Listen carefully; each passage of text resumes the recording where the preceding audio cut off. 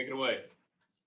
Okay, I will share my screen with you guys, and I will give a very brief 5-minute conversation. And if there's any 5 minutes for questions, what I was thinking. Is this showing up okay on your guys' end, full screen? It is. Perfect. Okay. So what I thought I'd do is, that's my name, Nick Pertwee. I'm the president and founder of Healthy as Wellness. We've truly enjoyed working with the county. And so I thought I'd give a quick overview of what we do and then some of the results we've seen. That should take less than 5 minutes for me to get through this. What sets us apart from a lot of programs out there is instead of asking the question, do you want to be healthy? We know everybody wants to be healthy, or at least nobody wants to be sick that I know about. We ask the question, what's stopping people? When we ask that question, what's stopping people from being healthy, across the United States, research tells us, and this is true within our states of Montana and Wyoming, the main reasons we don't change our behaviors has nothing to do with motivation, but instead has to do with time, cost, and if you put time and cost together, it's called convenience. So what we did is we said, let's be convenient in everything we do. Instead of coming once per year, we go on site to several locations of you guys every single month, and instead of using blanketed tactics, let's do one-on-one coaching.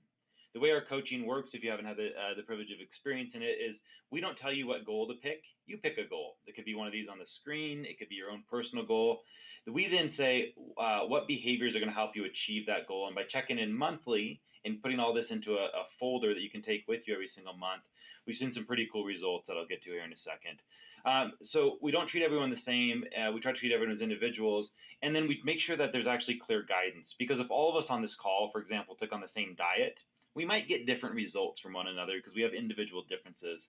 So not only do we bring real humans, real coaches, certified coaches in our program every single month, we also bring medical grade technology, the same technology used by NASA, lots of different professional sports teams, government agencies. And what that allows us to do is check in to see how did your body respond every single month. Because in less than 1 minute, we can get everything from percentage body fat, how much muscle's on your body, to how you're storing fat on your organs and looking at inflammation as well.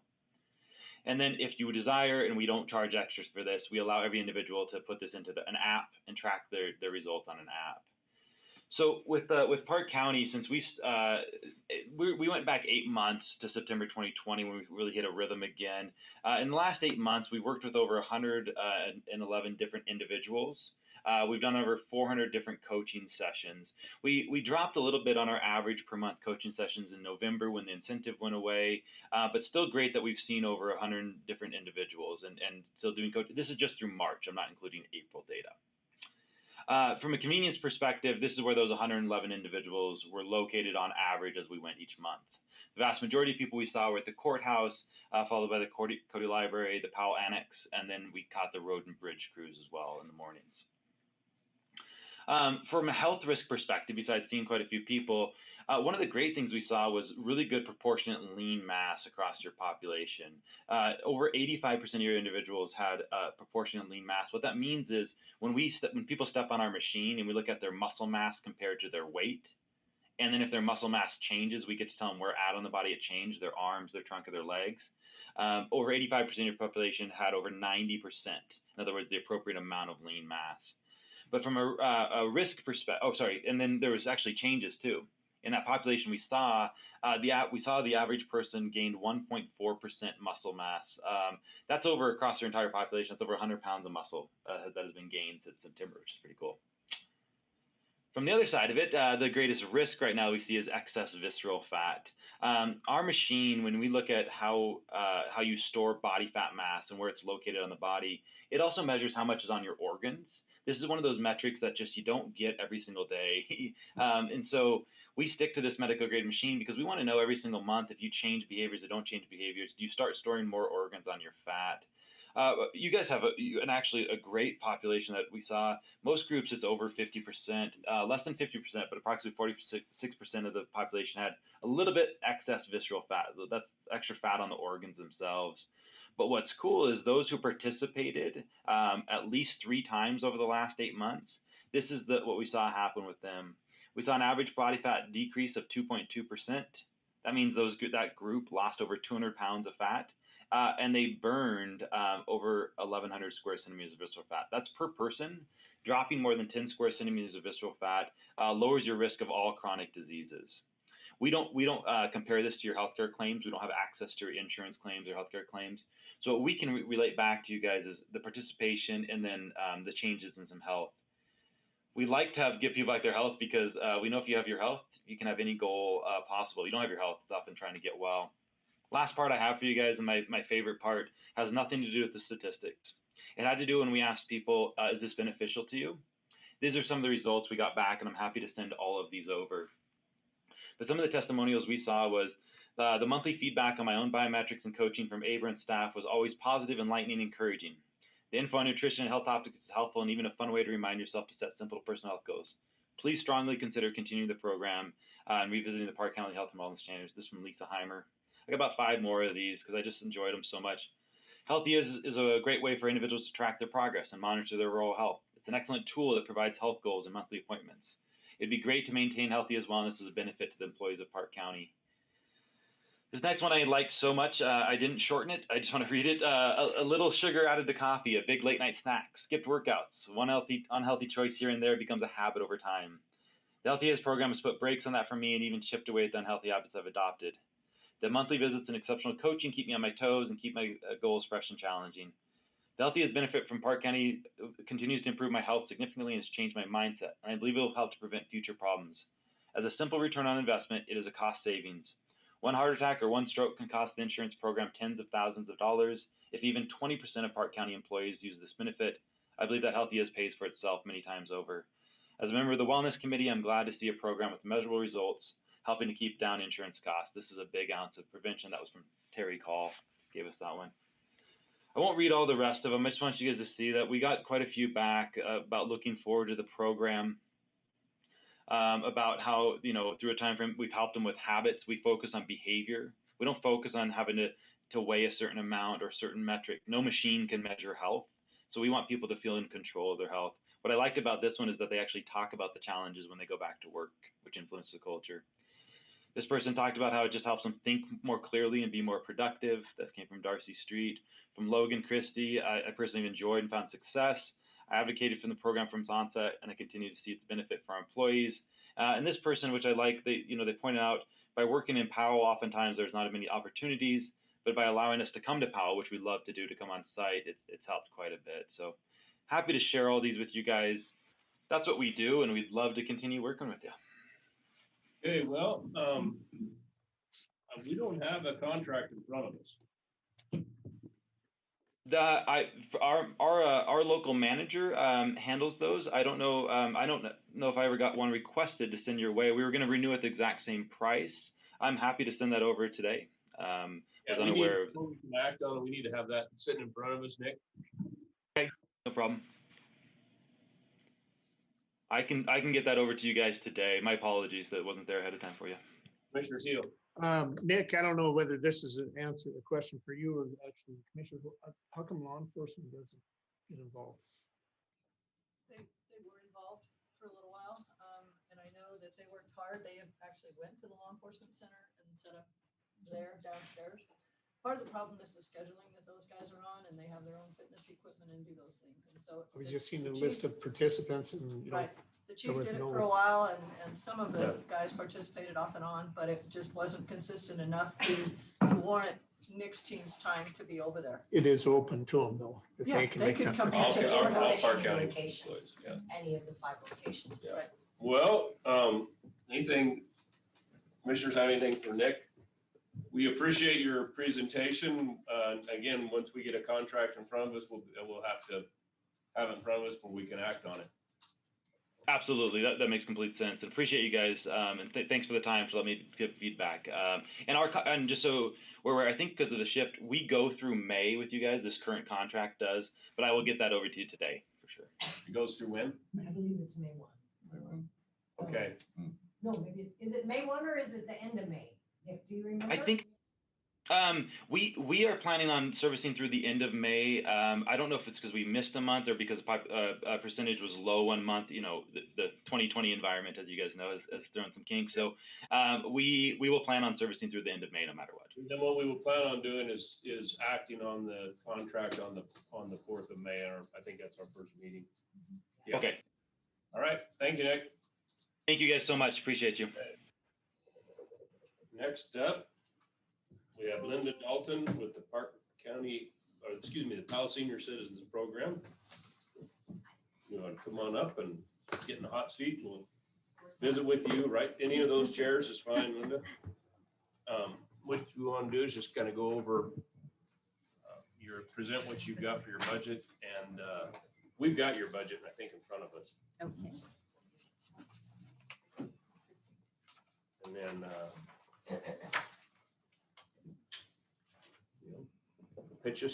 give us your pitch. Okay.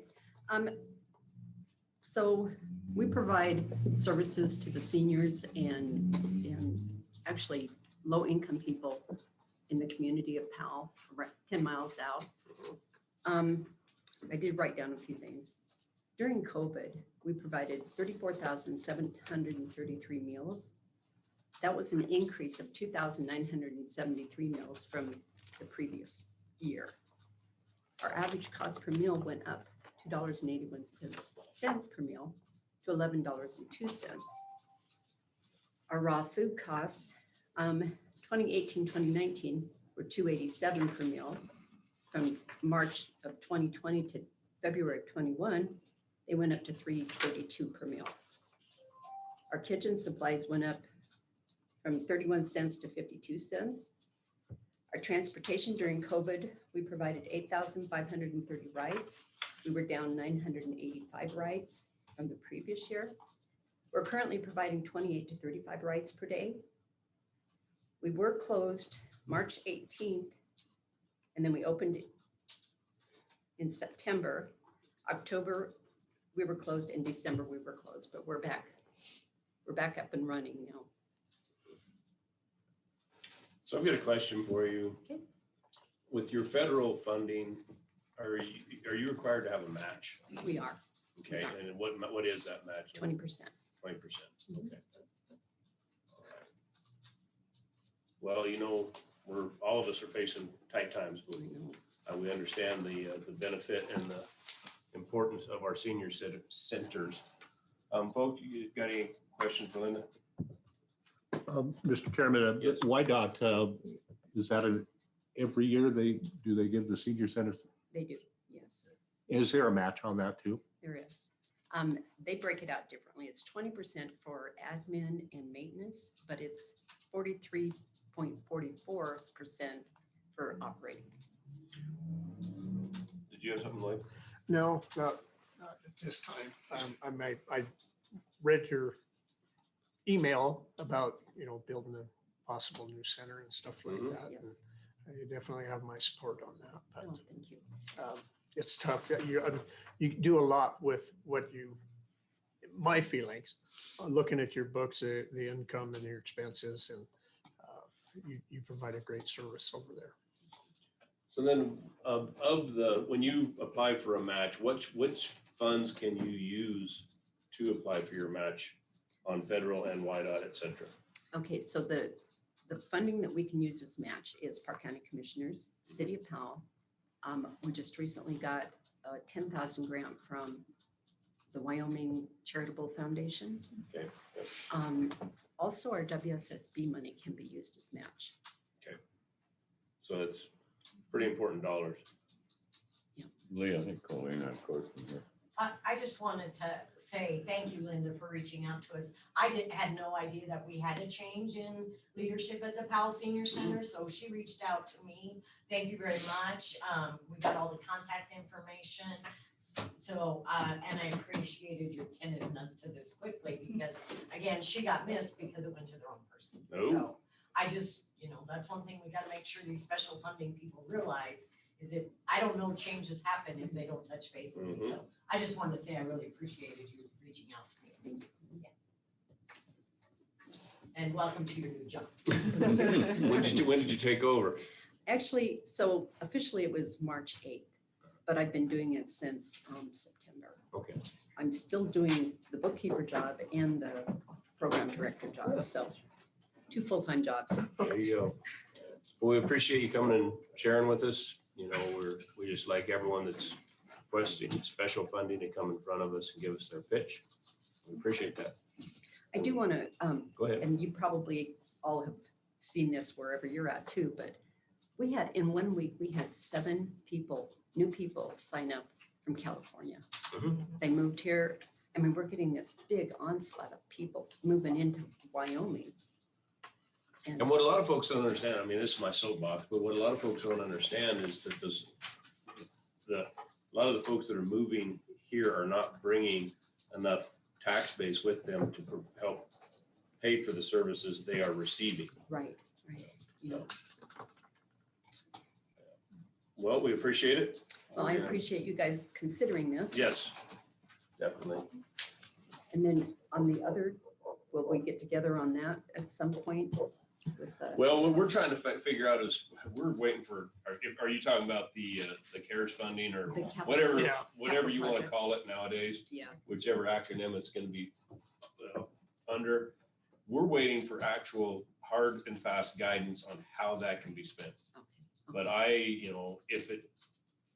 if we can use it for, senior centers and whatnot, I'm all for it. Okay, thank you. So Thank you. you'll have our support. Yeah, the only thing, if for some reasons he finds out he can work directly through the state, I Yes. think you can, I would be more than open to a letter of support Mhm. as from the commissioners. Thank you. Yeah, and if For it sure. does turn out that it's your. If you it's need your- that. It's direct with the state, let us know if we can help facilitate anything. Okay. I will say that RJ Cost told me to just get the grant proposal completed. Yep. And get as many letters of support. And so that's what we've been working on. Send us an email reminder for a letter of support when you get to that point where you need it. Okay, thank you very much. Thank you, Linda. Thank you very much. Appreciate it. Okay. Well.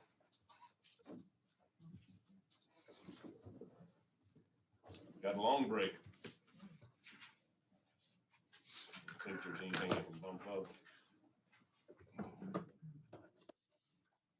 I think that might end up being an issue, the state kicking it to us and us kicking it to the state. when the CARES rules come out, so Yeah. we got to prepare for that.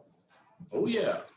And Susan, was it you that sent me the email asking for our DUNS number and our, Yeah, so yesterday Sam, Barb okay. and I went in and it's all set up, so when Okay. the funds they'll automatically just transfer them. okay, did you still need the DUNS number in the SAM? I'm sorry.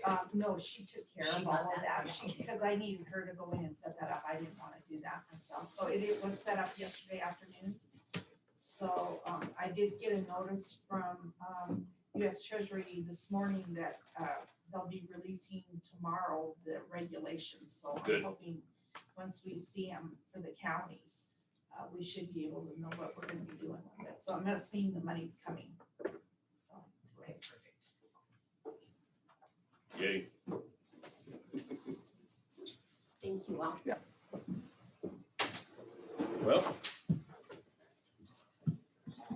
Make some phone calls since I got some. I think I'll do that too. That one was low enough for some reason. So you could hear. Yep. Good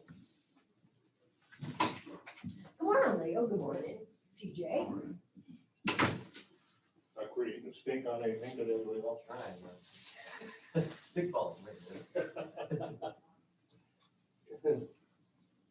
Excited for Powell baseball? Yeah, I did the game, well, they switched me up last Saturday. Oh, yeah.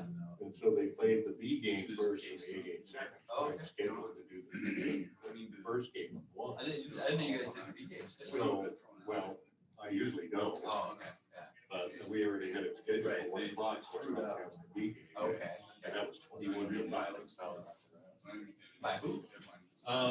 It's the team out of Columbus, the 406 Flyers.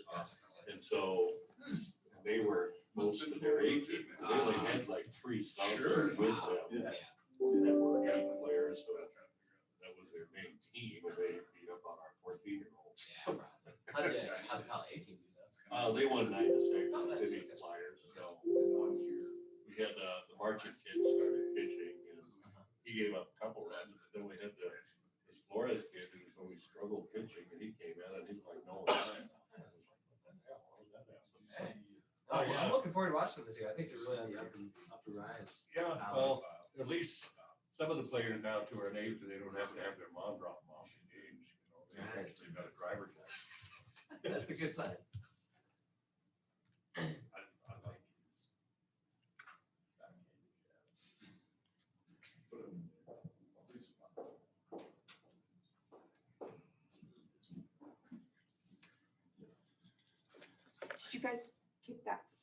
signed card for Bucky. Rob signed it. I already signed it. Bucky's card's right here. Okay, good. You got it. Yeah, I'll let you please done.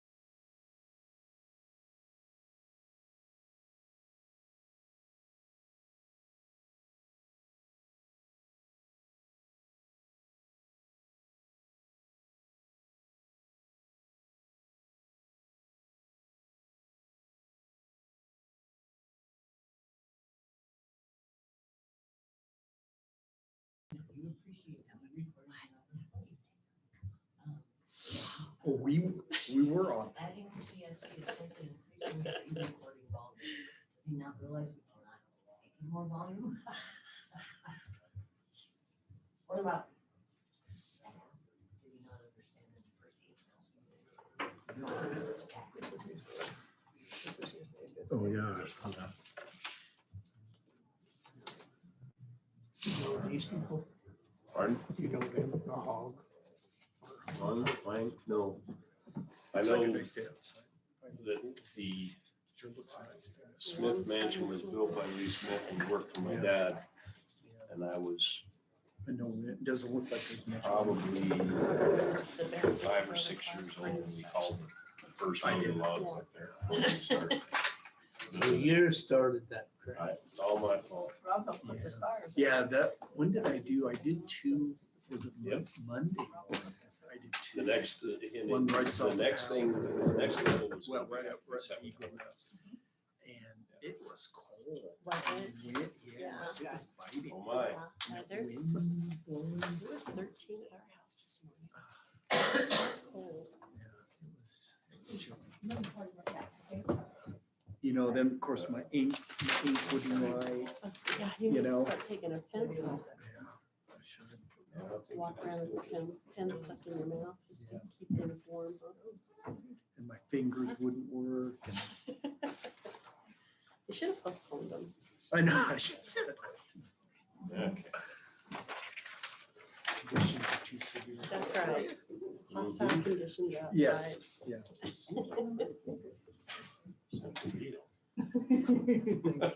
Maybe I'm not reading this right. That might be the problem. Yeah, we might have some controversy with that. All right, I knew you could. I'll stir it. Oh, no. You started, I'll stir it.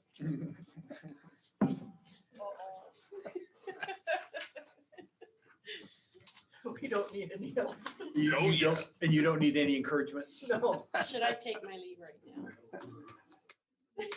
Am I, what room? This isn't the coffee hut. Where I don't know. am I? I'm And we're close confused. enough. We'll go ahead and get started. We got Clark County Planning and Zoning Planner 2, Kim Dillvan, assisted by Ms. Umflett, partial vacation and amended plat, Green Creek subdivision and Green Creek subdivision number 2.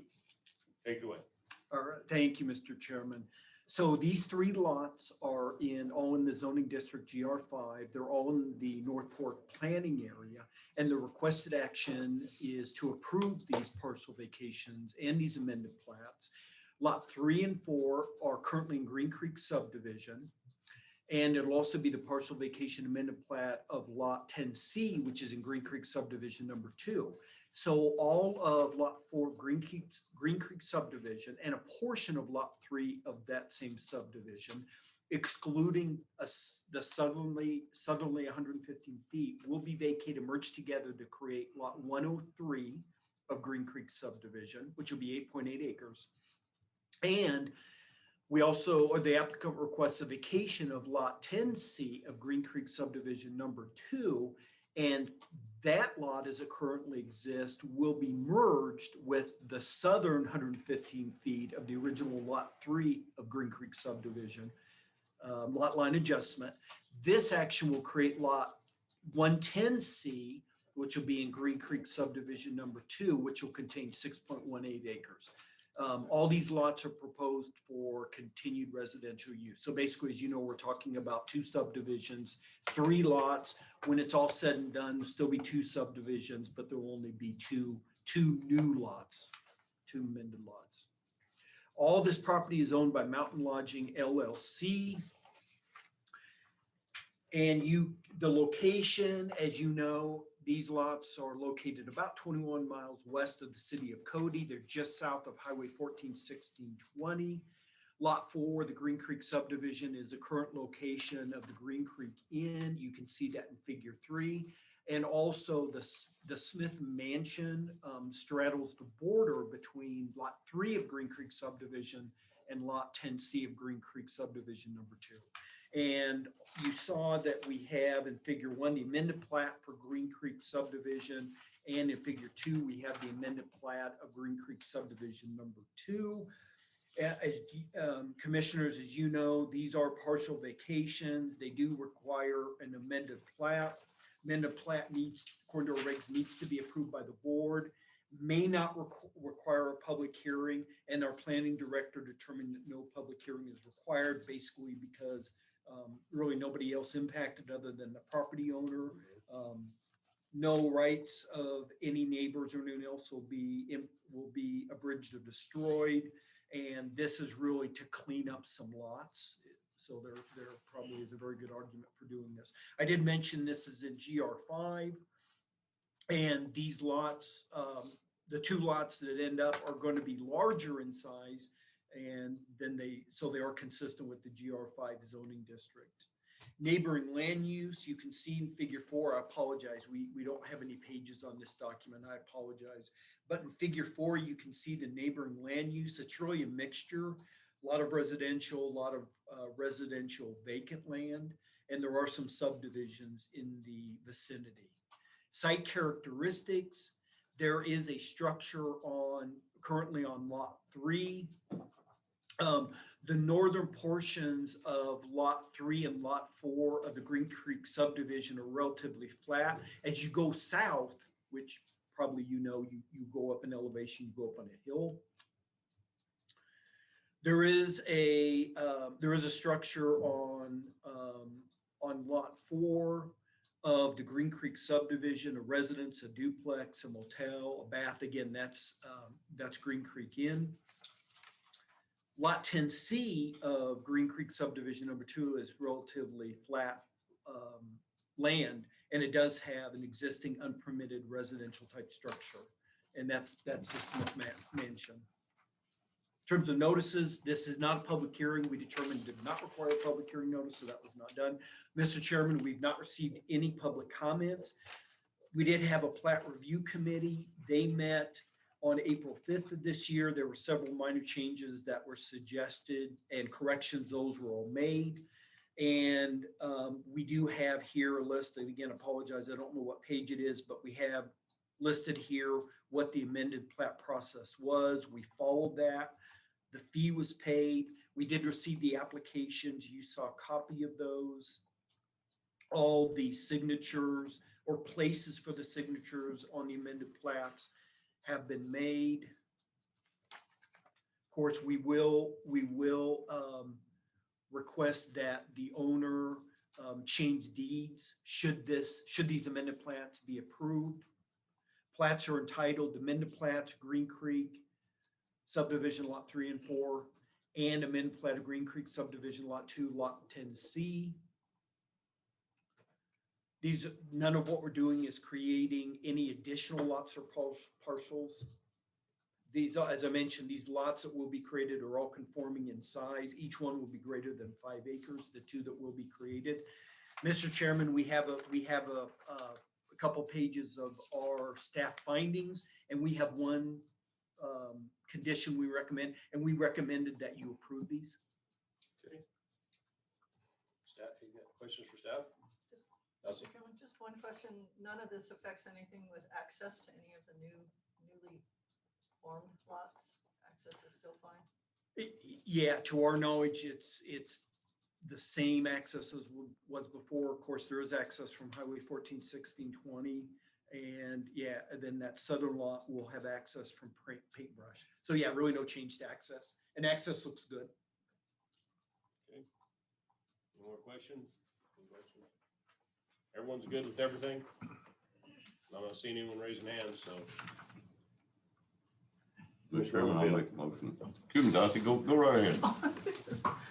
Mr. Chairman, I would make a motion that we approve the requested amended plat of Green Creek subdivision. Second. Moved and seconded. Further discussion? All those in favor? Aye. Opposed? Motion carries. Thank you, commissioners. Yeah. That Smith Mansion up there, when I was probably 5 or 6 years old, my dad helped haul up the first load of logs that started that whole thing. Lee Smith worked for my dad's company for years before he died. That's kind of. That's pretty cool. Yeah. It was interesting, very interesting. Only one room in it was closed to the weather. His electricity came from a extension cord he'd run off the hill down to where the Green Creek Inn is now. He hauled his water up there in jugs. And the next level was gonna be, if it went any, he was planning on taking it higher, and the next level was gonna have to be set with a helicopter. He took it as high as he could with a crane. Yeah, he was a unique individual. For sure. Wow. You We expect, need a number, Yes, please. 19. Okay, thank you, Colleen. Kim, are you expecting anything on the straw igloo? Any public? Yeah, I know it's not a public hearing, but We haven't heard of anybody wanting to show up. We've not heard of anything.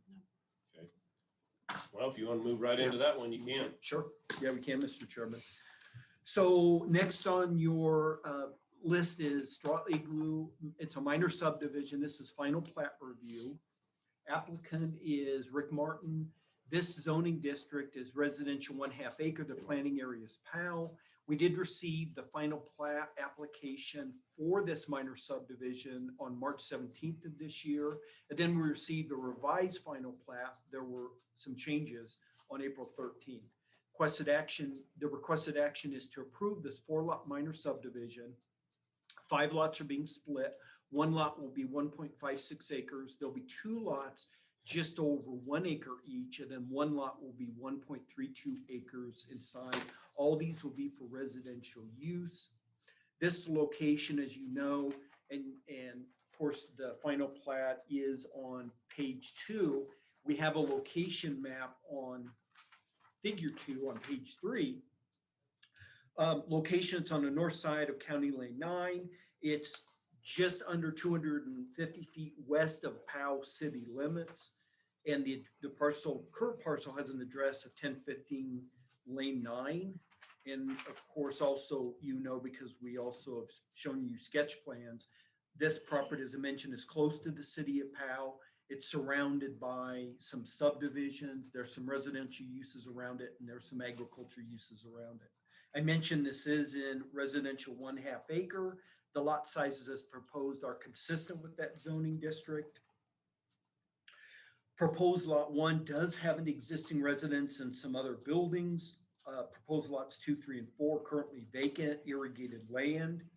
Municipal review, in our regs now, it does, and I think also it's state law that any municipality within a mile has to be notified. City of Powell was notified. They did respond, and really they had no concerns or any issues at all. But City of Powell did respond. Of course, you know this is a final plat. Public hearing is not required, so we did not do a notice. We've not received any public comments. The county commissioners reviewed the sketch plan on February 16th of this year, and that was approved by resolution 2021-07.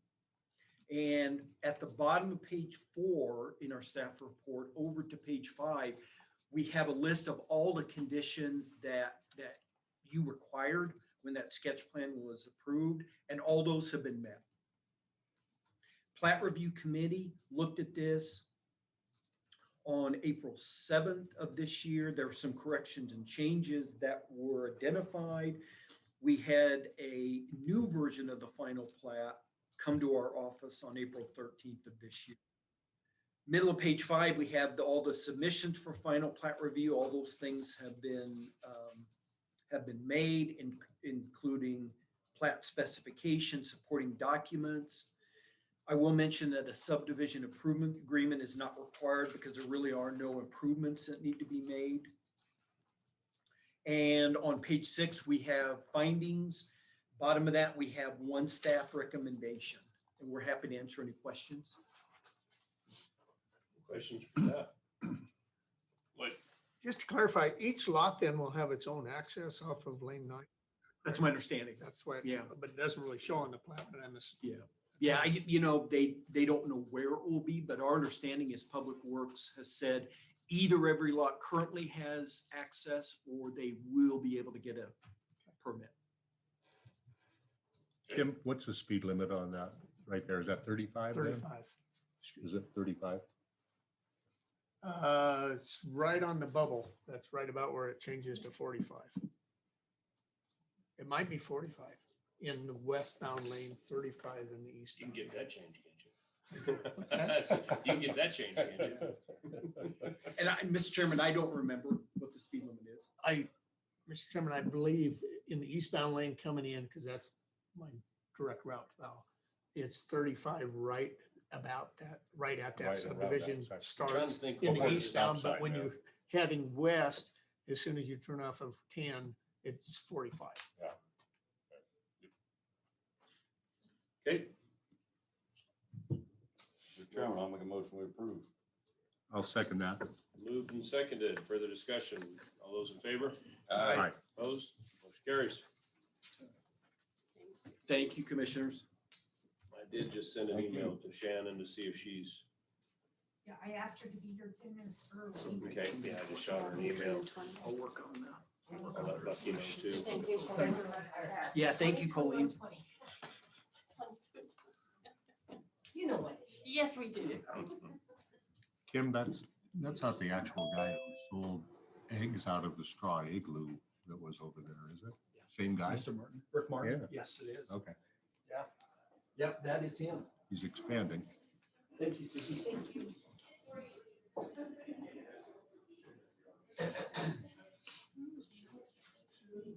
I'm sorry. Yep, it comes in off of, it comes in off of, Green Creek Road. I don't see that. That's why I was. As far as an easement written in there. Because it, you know. Well, he worked for an engineering firm. If they didn't get it figured out, it's his own damn fault. That's true. That's true, but it just looked, that's why I asked it. It looks weird. Except the highway, which doesn't make sense with where the house is. How many homes are up there? Oh, up Green Creek? Yeah. A ton. Yeah, if you turn and go up Green Creek, it's just, there's a ton of homes up there. Probably- Mostly in summer homes there? or- No. Oh, We got a really? couple of minutes up. Go ahead, we're not, 25 yeah. or 30 on the main road, and then it turns off into that Cody's Mr. country. Chairman, Mhm. can we try to There's get another Greg over 10 or here? 15. If Greg's available, wants to come over, we'll bring him over. So, yeah, there's, I suppose property is pretty expensive too. huh? Yeah. For-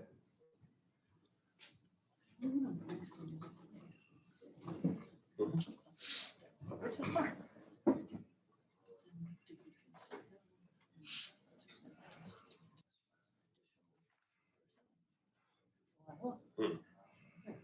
I need. Well, I know, we gotta discuss all that. Okay, but that's some points I need clarification on. Mhm.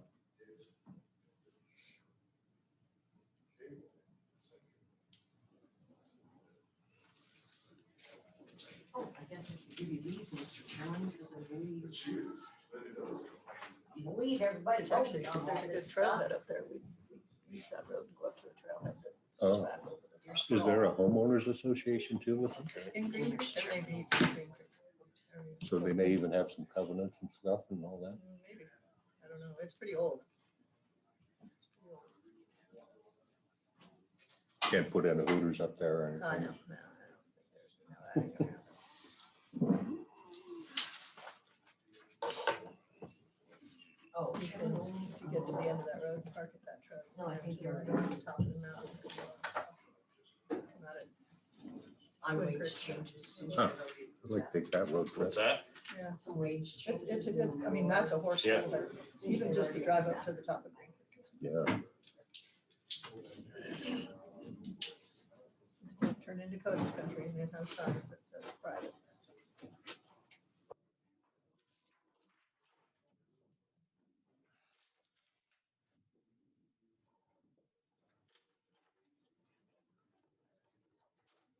Barrier to the frequency. Huh? There's a barrier to the frequency. I bet.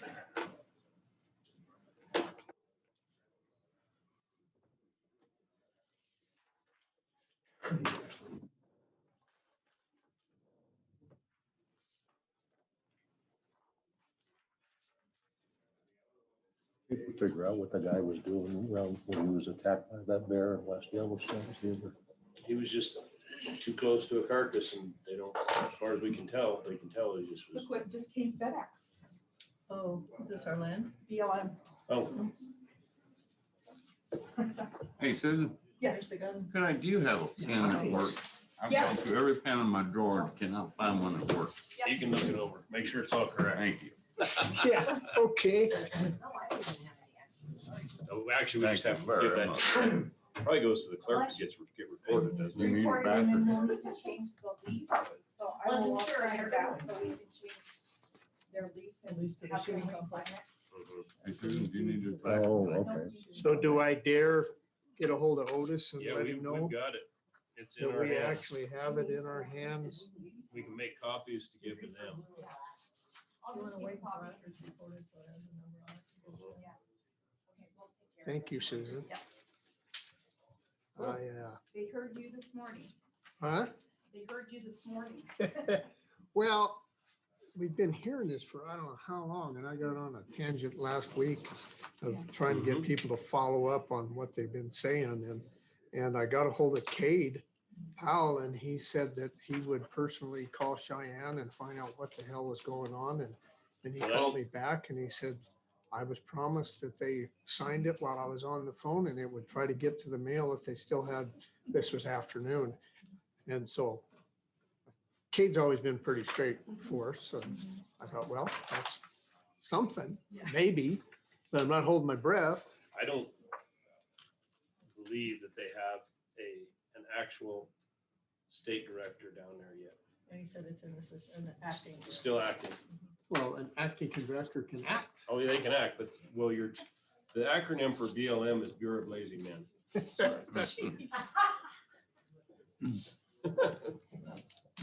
Except for Kate,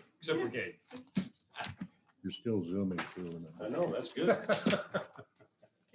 trying to find somewhere I wrote this down. 40 Calling some it. more projects out of this office than the other three offices. Yeah, yeah. Pretty well. No, they do well here. It's just nationally and farther up that there's some issues.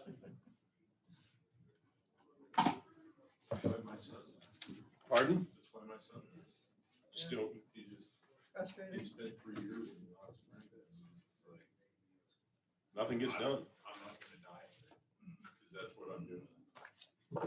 Oh, obviously I am on, still There on you go, Zoom. Lloyd. I just got a text from someone that said Bureau of lots of money. Oh.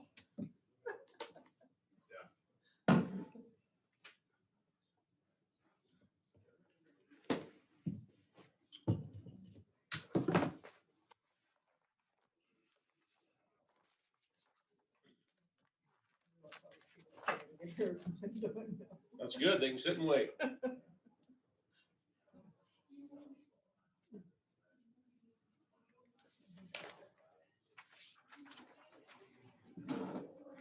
Jeremiah was very generous with his compliments about me being down there. He says would not have been able to accomplish half of what they did.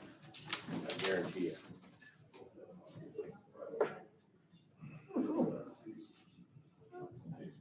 Yeah, no exaggeration.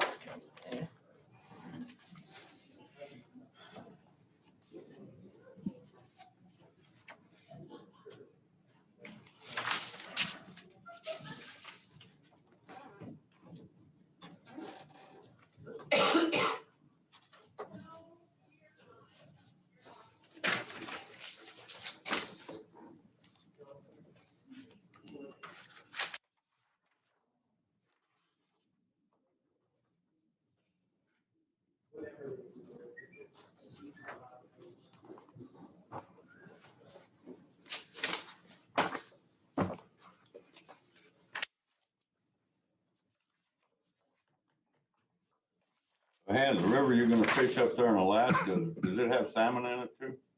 No? Okay. Should catch the end of the Kings.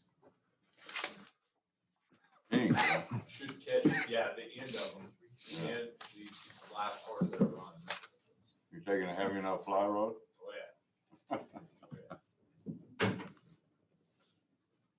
What are those dates again? Coming up. July 16th through the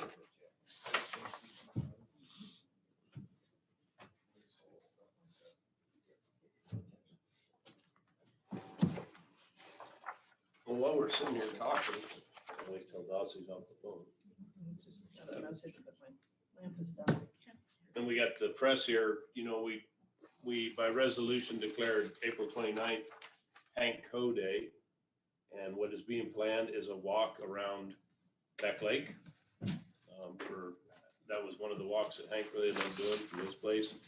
So on the 29th of April at 2 o'clock up there at the 2401 14th Street, folks are going to be gathering. I don't believe I'll be able to be there, but Commissioner Tilden has agreed to say a few words about our friend Hank and encouraging everyone to make their way up there and take a walk around Beck Lake. At what, 2 o'clock? 2 o'clock. Up there by the city shop where, you know. Yeah, we might have to delay our insurance committee meeting for a few minutes or something. Or are we that day? I thought we were May 6th. You saw what? 2 2 p.m. PM. Oh, health. Oh, I thought you said bid. Oh, it's not. We got too many committees going on. You do have too many Yeah. committees. So. And saw the story that you put out about the airport, possible airport terminal. And then I heard there was a comment that only landfills and sewer lagoons should be named after politicians. Here's the two resolutions, you guys just. Oh, okay. Sign them, pass them. And then keep I can do going. that.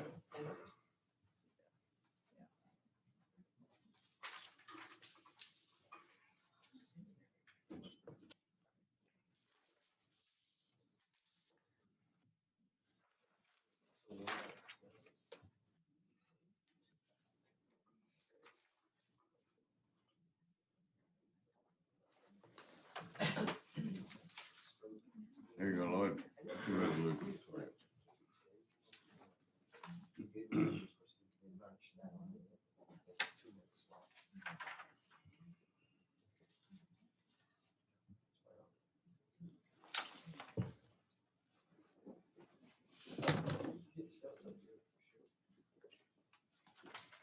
Well, you know, we get IT to move that camera just a touch. No, they don't need to see me for any reason whatsoever. Hey, Susan, just in future, when we're doing these lease agreements, Yes. if the signature page extends, Okay, there needs to be reference of what is being signed on that signature page. okay. Because see, we ran out of space at the bottom of this, and then we got a signature page that is just a blank signature page. Yeah. And so it's not referencing what it is, what it's a signature page Okay. for. Maybe I'm being too picky, but those, We just want to add your signatures to different things. don't you know? well, that's a very distinct possibility to know in this outfit. Yeah. Next thing you know, it's gonna be, raises and But we already got that. health Yeah, we already got all incentives. that figured out.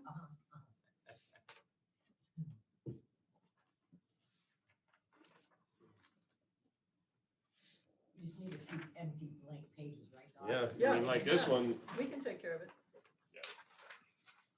like I said, maybe I'm No, being, it is a good call because Maybe- then when we get them down there to record them and that kind of stuff, if Yeah. for some reason something got messed up or, yeah, pages got out of whack or something. I mean, I've seen stuff that was actually just a blank piece of paper with the signature on it. I've seen a notary be its own separate page. We don't like that No. No. Those lease templates. unless they're referencing you. Needs to work with, so, yeah, I'll work on that. Yeah, the spacing. Yeah. No, and I understand why it happens. It's, Well, then lease agreements, they don't have to be on legal, they can be on regular side. They don't care, yeah. We don't care either way. Because we get both sizes, Okay. so it doesn't matter to us. Does it? And we don't have any. Yeah. So, Yeah, and we had to change some stuff in that one lease, I think that's what drove some of that. Yeah. wording. you can always push it back to a letter and we don't care.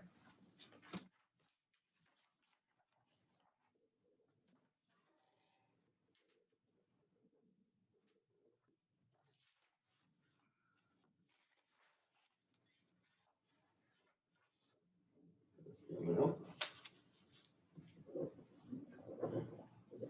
should be pretty close on time here, shortly. Yeah, we're back on. We're back on schedule now. I texted Bucky and told him it'd be running early and Well, you may hear before Shannon is, I don't know where she's. She's not coming this way? No, she's not coming that way, she's coming over. that way's about right.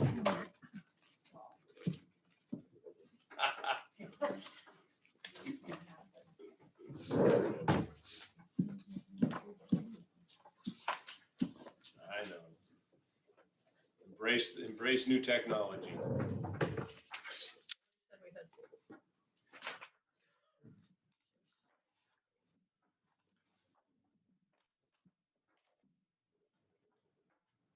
You're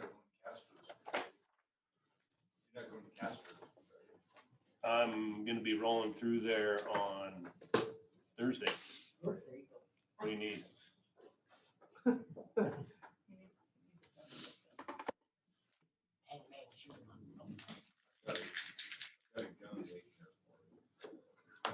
Perfect.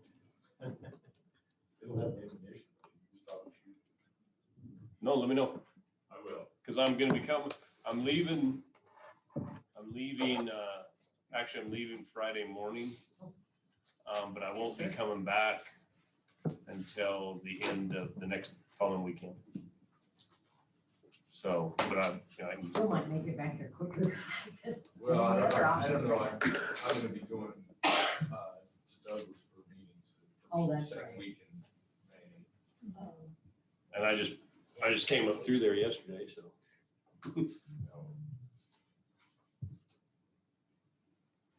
No, My cousin works for a retired electrician from Mountain Mines. He spends his days goofing around at the Wyoming gun company for Wyoming. I don't know, there's an indoor shooting range that he works at. So he found his pistol. cool. So, yeah, What'd you get? Glock 10. Yep. Short, 29.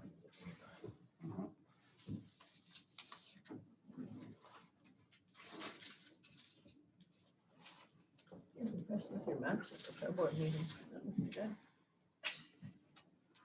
Well, I'm gonna tell Tiffany to help short thing, go with consent agenda to be in. Well, that's part of it, yeah. Did you Has, see my response to her? If you've got to say, everybody Tell people reviewed to the shut up. scholarships. I was trying not to say it in those. I didn't even see it. I didn't see it. Stop Well, at it one getting in the way. time, I sent you an email where you can everybody find it. had their own You can find it. conversation going. Yeah. And the cook folder out on. And I'm It's in telling their you, share you know, code. Oh, no, There's quite a few. Just to clarify how we're gonna do these scholarships. My suggestion for adding purposes would be just top, instead of doing all 23, just do the top 10. And then the 10 being the best, 1 being the worst of your top 10. And then whoever has the most points.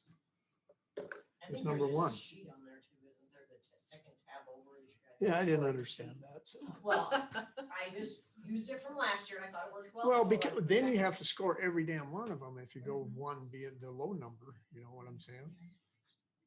Do you understand where there's 23 different applicants. I think only one. And rather than score every single applicant, pick your top 10, 10 being the best, give it a 10, 9 being the next, on down to 1. And then whoever has the highest score would receive the top 3. Now, we'll say some of them we had, and I don't know who vets them, which one the highest GPA valedictorian from Powell is putting in for a scholarship that has to be used in Wyoming for Princeton. What the hell? You guys vet them, we don't. Huh? You guys vet them. Oh, yeah. I know, Yeah. but to me, she goes to the bottom of the list because she can't even Well, you apply. know, Lee, I mean, that's the way we did it a number of years ago. Commissioner Ferguson changed the format and came up with a scoring I know, scale, but which you I have didn't to- like. I love it, pain in the ass. Yeah, I think it's a pain in the ass because you got to score all 20, every single Yeah, applicant. which what we did in the past was exactly what you're talking about. We each went through and picked like our top 5 or 6. That's fine. Right. Or But can, what whatever. but what we did, and I do like scoring them prior to, because what we used to do is we used to take our top 5 or 6 and then have a discussion Right. here about all of them until we finally came to an agreement on them. But I like being able to sit at the house and Me too. and bring forward. you know, Especially when you have a secretary of the counseling office from one school to help you. Mhm.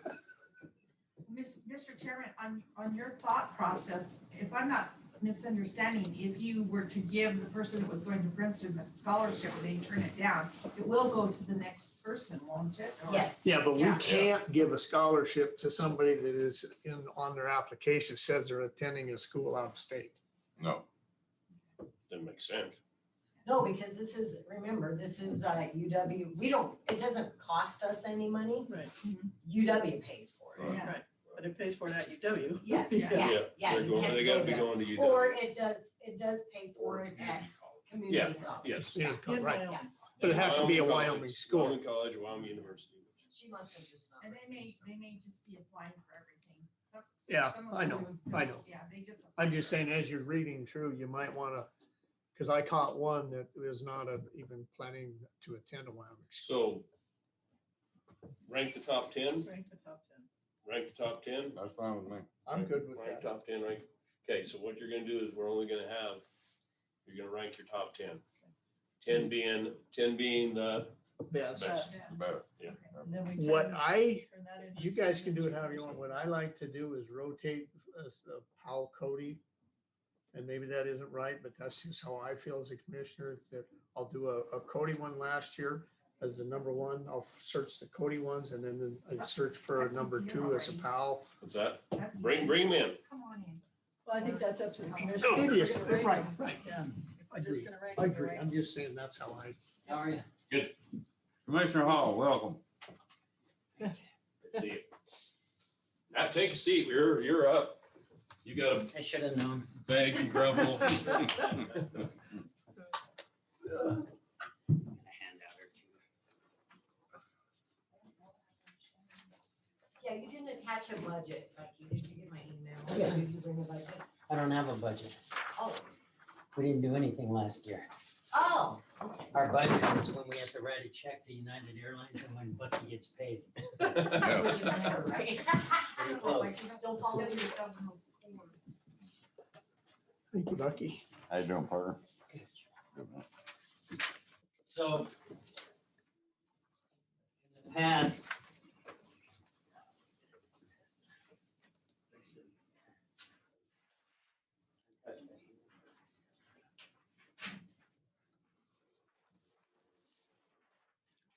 You lost your place in line. I am sure, I apologize. no, I'm gonna take all your.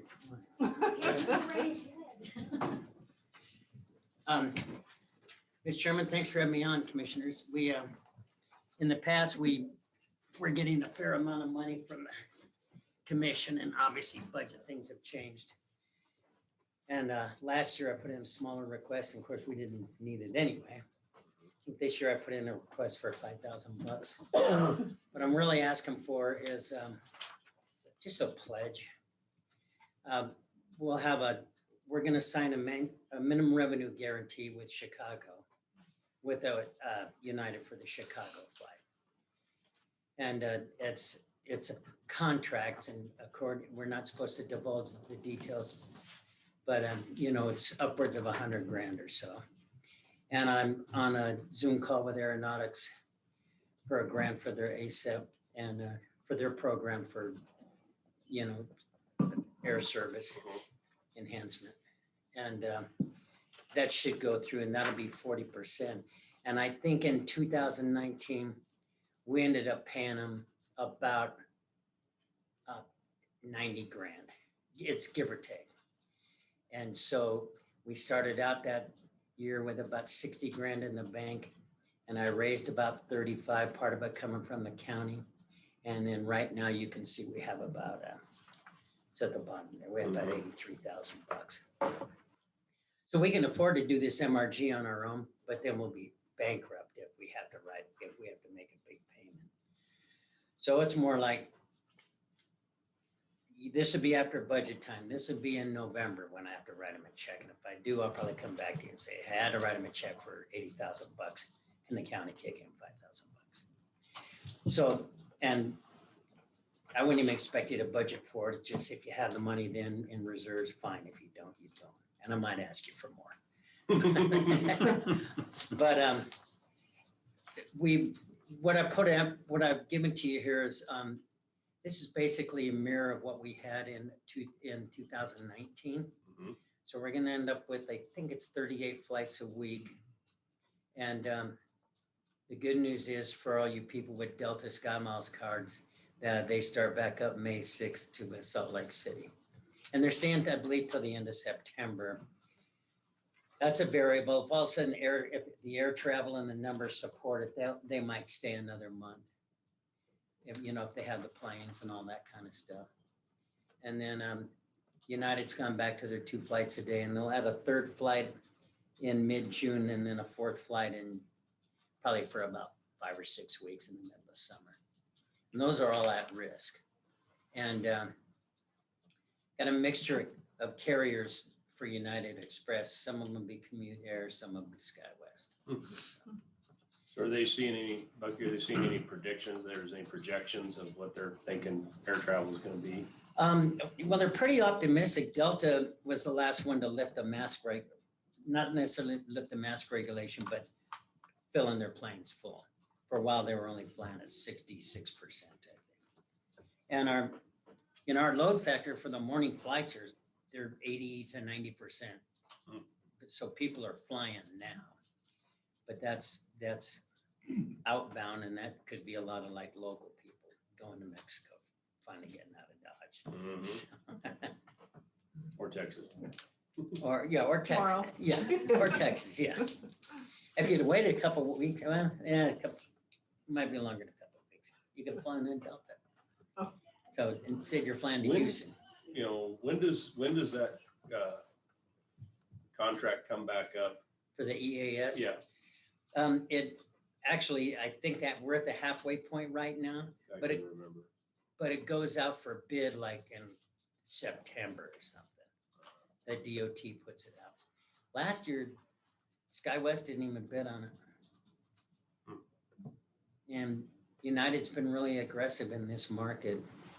So I'd be shocked is not the right word, but I'd be surprised if it's anybody but United. Yeah. I mean, I'm kind of a flying west type guy, and I got a Delta American Express, so it's kind of. I gave mine up when United came. But we have had discussions with them quite a bit, and one of the discussions I've been having with them is shortening the EAS because it's 8 months now. They don't need it right now.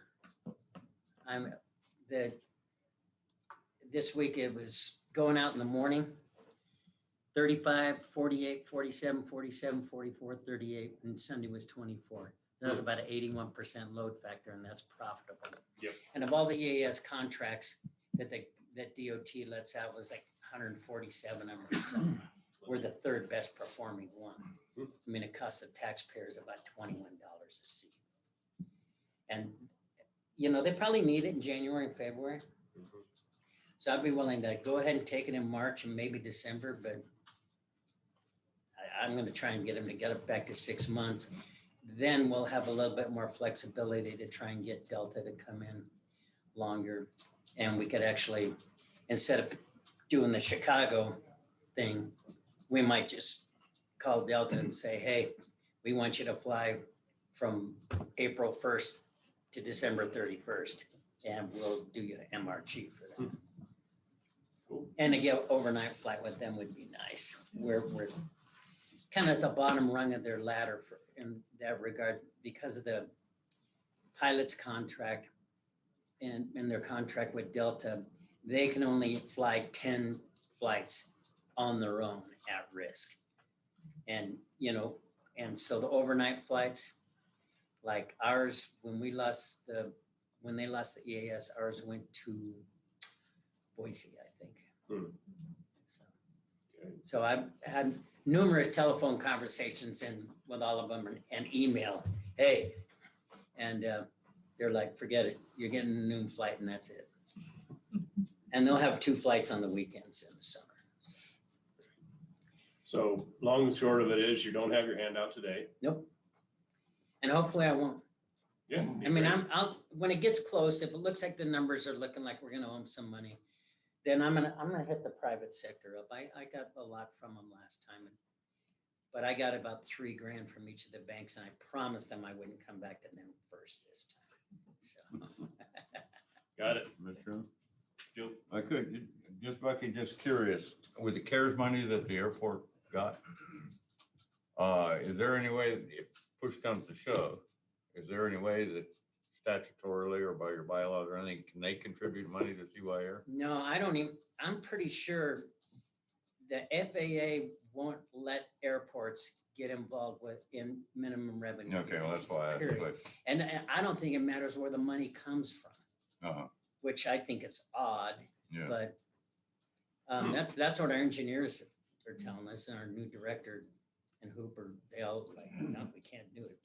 Because otherwise with the CARES Act now, I wouldn't even be sitting here. I might come in and tell you what's going on and that's it. I mean, at what point in time do you think you will have a kind of a semi-handle on how much money the minimum, I mean, the reimbursement to United's gonna be? You won't know that till the end of the contract. Right, and we're rolling the dice a little because they offered us 4 months. And the one in 2019, we had 2 weeks in June, which were okay. But now their new thing is you got to take a whole month. And we didn't want the first 2 weeks of June, forget it. So, but we are taking the whole month of September. In 2019, the Labor Day weekend flight was full both ways. I'm just thinking when we get to the point where we're gonna finalize the budget and you could or could not come back to us in the future with some money, not knowing what that amount would be. So we would have to pledge with some type of cap on it. It would, Mr. Chairman, it'd be my preference. Let's do a wait and see. Okay. You got all those monies in reserve. Certainly you can. No, I'm kidding. But and my answer might be no, you know. Okay. CYR has the money right now, but I don't want to go to the table Sure. with them next January with like $20,000 in the bank. That would just be a fundraising effort that's beyond my capabilities. So. Okay. Well, thank you, Bucky. Yeah, thanks. Mr. Chairman? Yep. Real quick, the Chicago flights were pretty good last time, right? Yeah. Are you seeing, I noticed that Bozeman, Belgrade's been pulling a lot of traffic out of Billings. Are they undercutting? The Bozeman market is just so competitive right now. It's kind of made the Billings market. Our flights are comparable. Our prices to fly from Billings to Denver, Cody to Denver, under normal circumstances, they're the same. But they ran a special in April out of Billings, and it was about 40% of the price of flying out of Cody. That's what I thought Bozeman was trying to do, was undercut so they could get some of the traffic out of Billings. They are. And get it from also regional airport. There's hardly a city in North America that's not flying to Bozeman right now. Yeah. Even Southwest, which only flies to big cities, is flying there. I don't think it's every day, but so. With the CARES Act money that you did get, what did Yellowstone Regional do with that? Have they done improvements or are they stashed away? Or? We can't. We have to spend it on 4 years. And actually with Hooper leaving, it kind of slowed things down a little. And some of the board members are, well, let's just wait and see if this is the right thing to do. Well, we don't have time to wait. Yeah. But we're doing new landing lights coming in, and they're called Mausers. They're the kind of blink as you come in. And it just allows an aircraft to get the environment in sight sooner during inclement weather. And think it'll go out a quarter of a mile this way on runway 4 and half a mile out on 22. But that's, originally we thought that was gonna be $3 million and it's like 1.3 or 1.4. We're building a car rental turnaround on site right next to the terminal. And we were gonna do that ourselves and borrow money and all that stuff. And construction, it's coming in over budget, but it's gonna be a little over 2. Landing lights are a little over 1. We put 5 million into operations. And so that'll be, that hopefully over my dead body, we won't be coming back and asking for money for operations to this board of the Cody City Council. We shouldn't, let's put it that way. And especially when we have 38 flights a week, 40,000 employments a year, that airport makes money. And so we're doing those things. We're putting about $1 million plus into the general aviation area, improving the ramps and utilities, all the hangars and some lighting. And I believe we're going to do what's called T hangars. And they're kind of like the storage garage of airport hangars. Yeah, we had them in Powell. We put Yeah. on the T hangers. So we're gonna do that. And that'll leave probably between $4 and $5 million left to renovate the terminal. And even if you think, hey, the terminal's pretty new, it was built bare bones. The luggage belt is like, breaks down almost every week. So we need to replace that.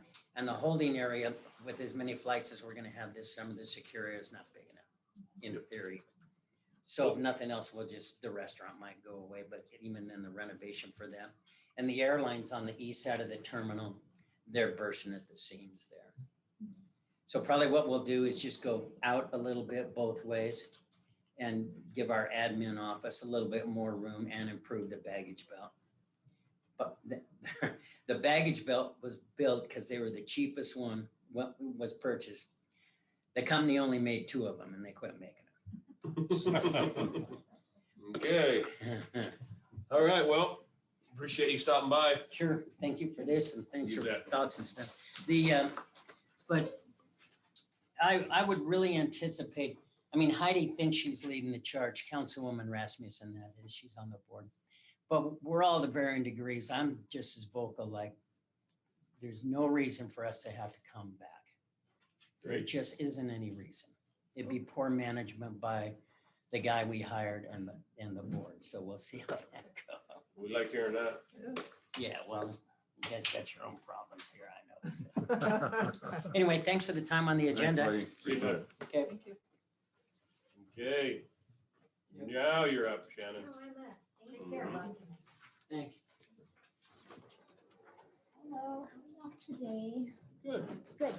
Apologize, I had a thing, but it's good now. It all worked out. It all worked out, yes.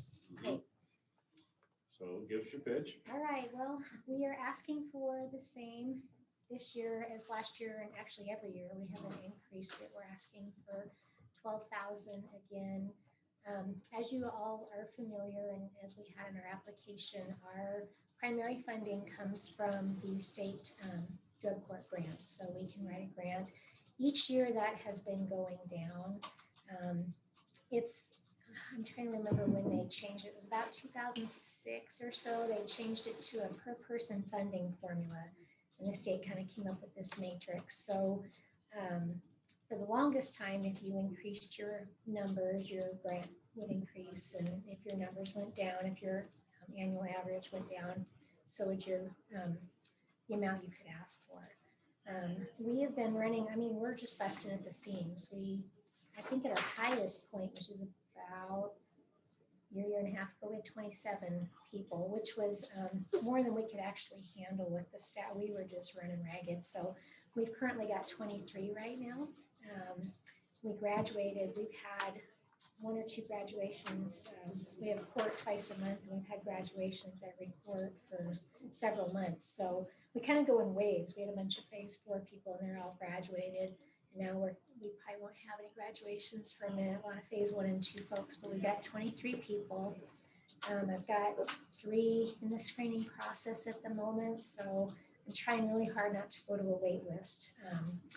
Got my grant request back from the state this year. I think I requested 20 spots. They gave me 16. So, which is one less than last year. They gave me 17 last year. So last year we did a lot of scrambling. I wrote some extra grants. I wrote a Daniels Fund grant. It's a 1-year calendar year grant. We work on a fiscal year, so it'll kind of cover half of this year and half of next fiscal year. So we're kind of back to the drawing board on, how we're going to make up the difference. I forgot to bring the grant with me, but the grant from the state is somewhere in the ballpark of 154, 156. I think I put it on your application. 152.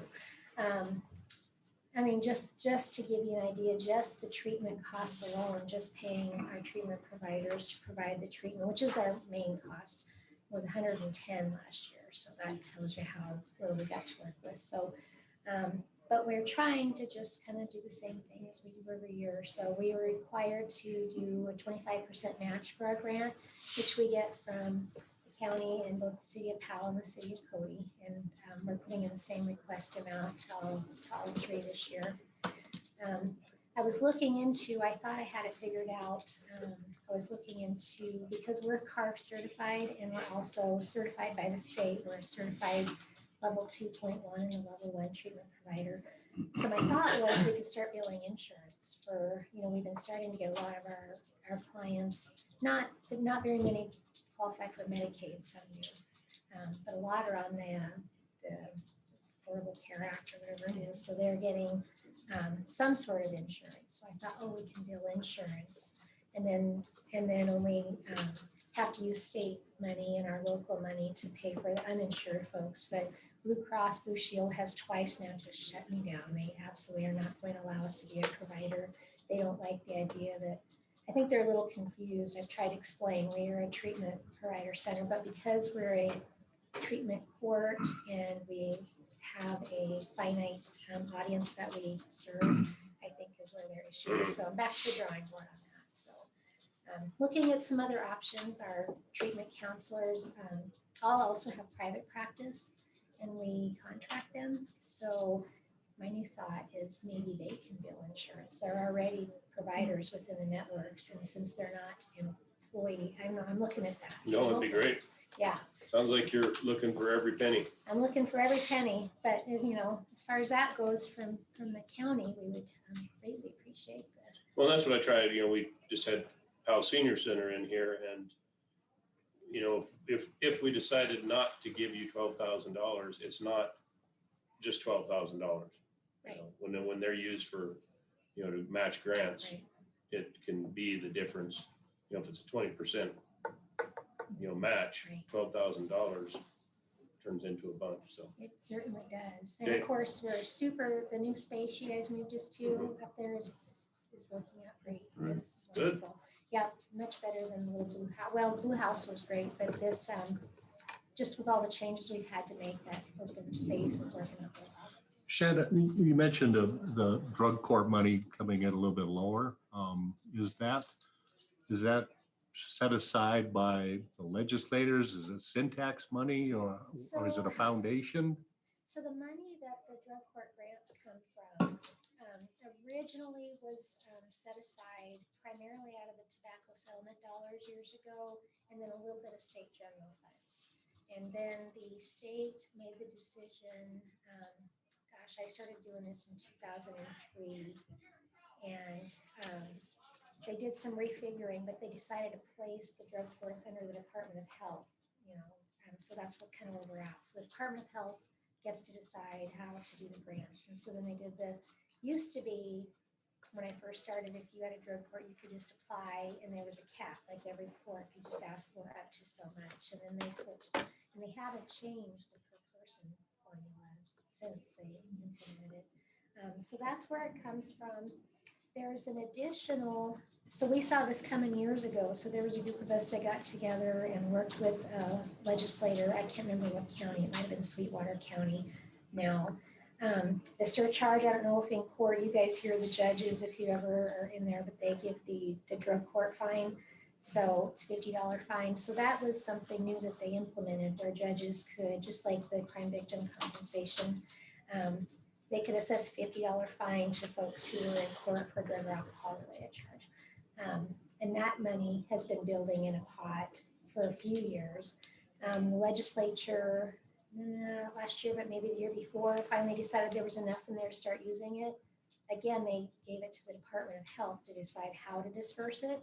The intent when we got that passed and in place was to supplement, you know, like this case. We got 16 people, we're serving 20. The state's pot of money that they've had is gradually dwindling. So I don't love how they did it. They decided to do another grant process. So, and that comes out in October. So it's the surcharge grant. So I have to write another grant for that. And they kind of put some parameters on what we can use it for. So I don't love the fact some courts, and I think this would be great, but I think the state of affairs now, some courts will write it to send everybody to the national training, which is expensive, or in their team, because we have training requirements, or they'll use it to upgrade computer equipment or what have you. I kind of wish they'd make it, you know, strictly for this, but I write that every year.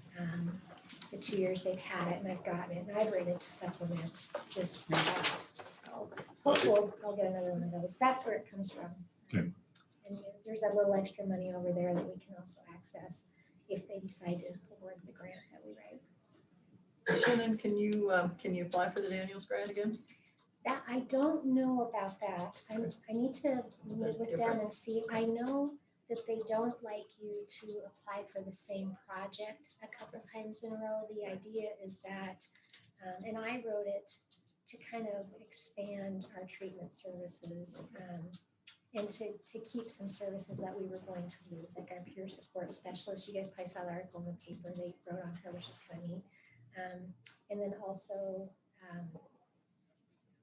we have a CAP, a CAP that works there. So we did that to kind of expand that and also start an alumni group, which has been really cool. We've got 158 or 68 graduates since the program started. And so finally we're getting an alumni group that, you know, meets just kind of like for some aftercare, and we're doing some other things. So I don't believe that they're going to be super thrilled about writing it for the same thing. I know you can write it for a different angle. Kind of, yeah, different angle. So something else I would look at, you know, and I'm always looking for other grants. So that's what we're doing. Well, thanks for coming in. Yeah. Thanks for explaining what's going on. Yeah, anytime. And I keep meaning to, you know, you guys are always welcome. If we have graduation to come check it out. Or send us a note when you're doing the yeah, next I one. will. Yeah, I think I did that pretty good for a while. Yeah. And then I sort of, then COVID happened and then everything was by Zoom for a long time. Mhm. We're in person, so I need to get back to, I'll send you guys the next one. It's a great day. Yeah. Thank you, Shannon. Thank you guys very much. Thank you very much. Good day. Yeah, you as well.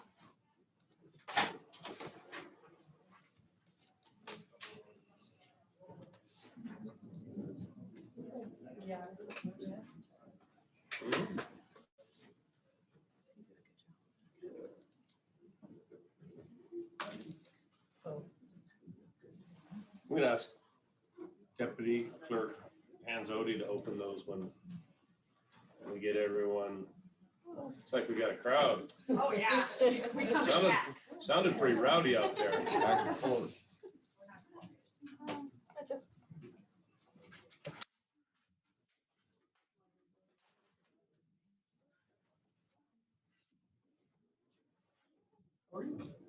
Sorry we got you down here early, Greg, and then things kind of. That's okay. I didn't want to be distracting out there. Well, next on the agenda is we're going to open the bids for the RFP for the Park County Powell Library Building Program Proposal. I've given Deputy Clerk Hans Odie the distinct honor of opening those. Thank you, Mr. Chairman. Looks like we've received 3 packets of of proposals. GSG Architecture, Greeley, Colorado, Arret Design Group of Sheridan, Wyoming, and Plan One Architects of Cody here. received on 9th of April, 12th of April, and 12th of April. So it's like they've all been received in the time frame that you had allotted for them to arrive. So I'm opening now GSG Architecture. Again, they are from Greeley, Colorado. And you're gonna go ahead and read every page on. Yes, I will read every page to you, Mr. Chairman. We have time, correct? Oh, yeah. Yeah, I think we got at least 15 minutes. So.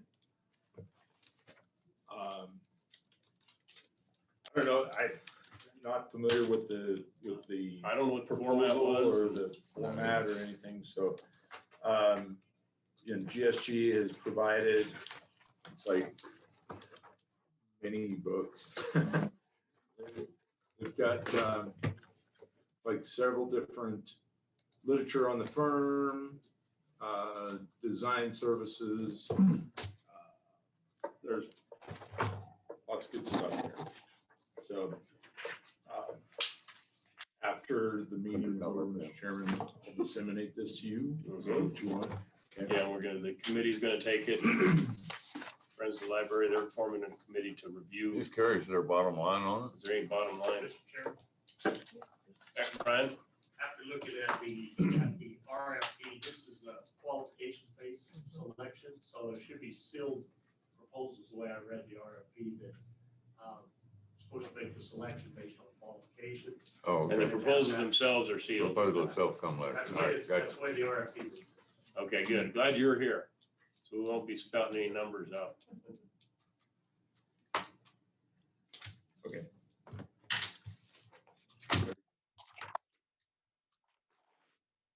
This is a RET design group.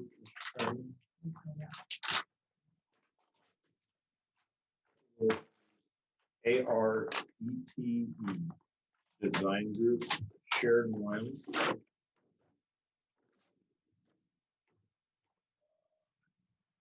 Included proposals.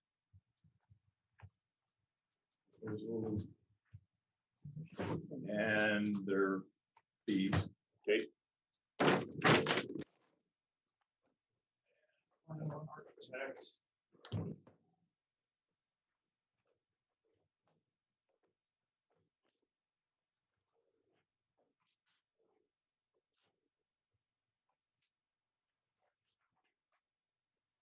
They've included 10 copies of their library programming proposal, 1 copy of their unbound proposal, 1 envelope with fee proposal,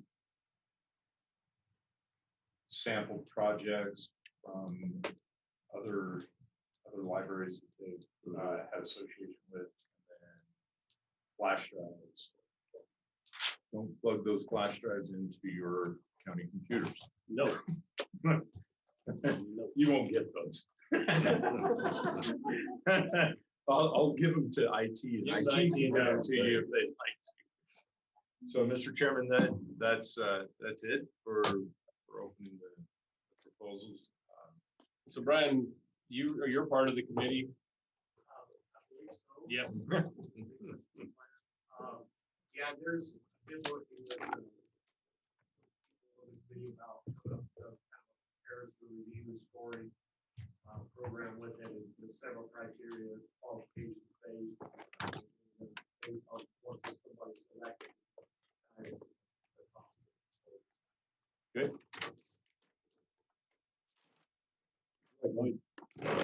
Mr. Chairman, I know Brian is familiar, but the committee, I want to just let you know that the Park County does have a procurement policy that we'd like to consider as we're going through the evaluations. Keep in mind how there's exceptions for about everything in there, but Brian is very familiar with that. So I know we have 1 out of state and 2 out of county. So Sheridan's out of county, Colorado's out of county.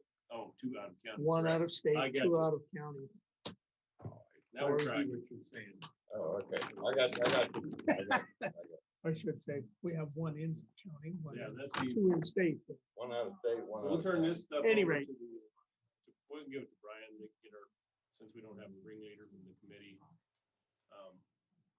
And then they will come back to the county with a proposal after reviewing it. Okay. And it doesn't mean we're moving forward with it. I mean, it's just, this is the first of many steps towards hopefully getting a newer or expanded library over there. Yes, sir. I'm Jeff Bauman. I'm on the board, park board, library board, and task force health. Yes. And I just wonder if we can get a copy of, I don't need the whole thing, just booklets so we have an idea. Well, yeah, you guys are, this is your stuff. All right. Yep. So what are you saying? We can take it with us? Yep. Work with Brian. All right. Brian, you have, Yeah, I don't know who all's on the review committee or how many we need.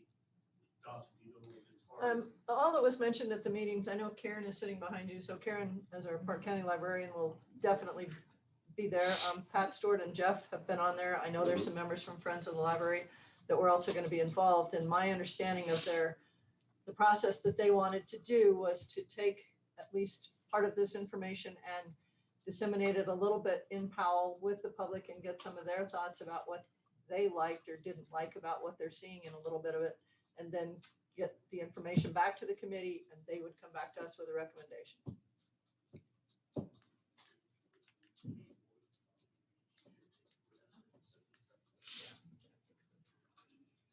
I was thinking I might just end up with one copy and then Karen can take the rest of them and disseminate to the rest of the review committee, if that sounds good, and give it to the board. That way you can have as many as you need. I just need one of this. We should keep the cost. Makes sense. yep, and the cost envelopes stay in your possession. Okay, I will look at those. Yeah, because that's information that's confidential. Okay. Sure. I will. There we go. Okay, so the cost envelopes will be thrown in the back drawer of Hans' desk. All right. Did you want to set a time for them to come back with their final review? Well, I'm gonna have them, I'd like them to look at it and then bring us when they would like to come present to us. You know, if it works for the next meeting, great. If they still need more time, you know, but if they feel that they're going to have plenty of time in order to be back in front of us for the May 4th meeting, we have room, we'll take it on, do it on May 4th. So. Mr. Chairman. Jeff, do you know if the land issue has been straightened out? Are we going to have to wait for that to be straightened out before we I can get? don't think so. Brian, I believe, knows more about that at this point, right? Fortunately, no. I mean, I did what I've read through the RFP, that side of it. I know there's been a lot of discussion and work done, and that was my understanding. The RFP is to stay the course where you're at.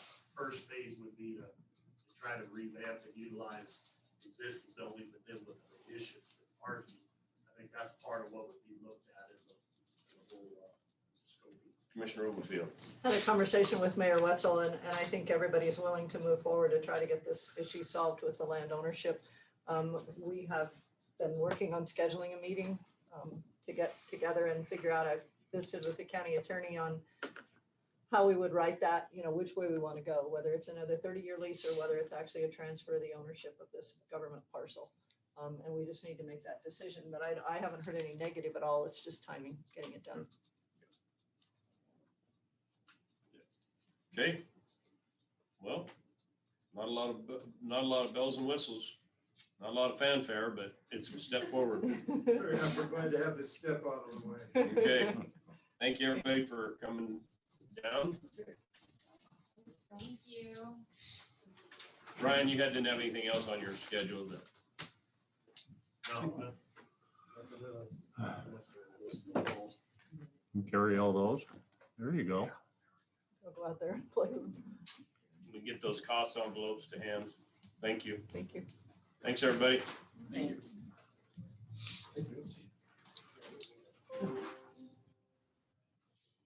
Greg, you're up.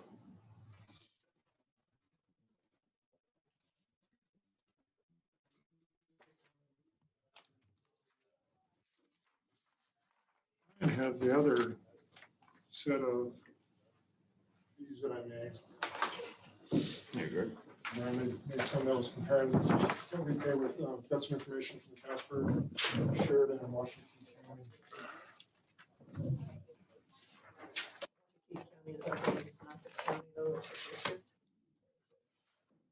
Well, I don't know. It's its own district. It's a levy, nothing like what Oh. county does. Washakie, the money for Washakie County is a little hard to compare because it's a special district. Right. It's funded that way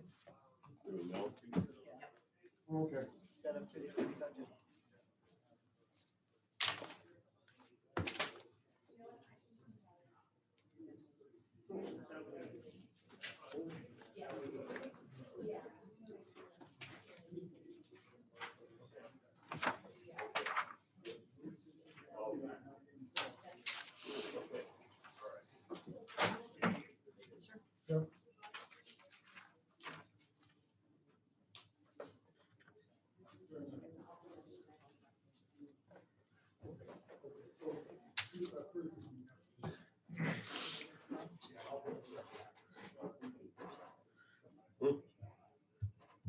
So it seems like ever since I've started, there's been a constant flux or frustration with people at the landfill, and it's either been from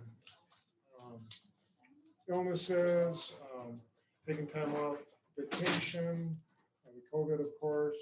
This past week, we had, as I mentioned earlier, we had 2 people out taking multiple days off because of bereavement, and those are all things that you can't really predict. You know, it becomes hard to adjust for. And then also in this last week, we had one of our provisional employees give us 2 weeks notice, except that the second week he'd already planned to be gone on vacation anyhow, so it's really just a week's notice. And the bottom line is, you know, we're really operating on just as many people as we need to have, and so anytime somebody's gone, it makes things really difficult, especially if there's already somebody out sick or something unexpected comes up.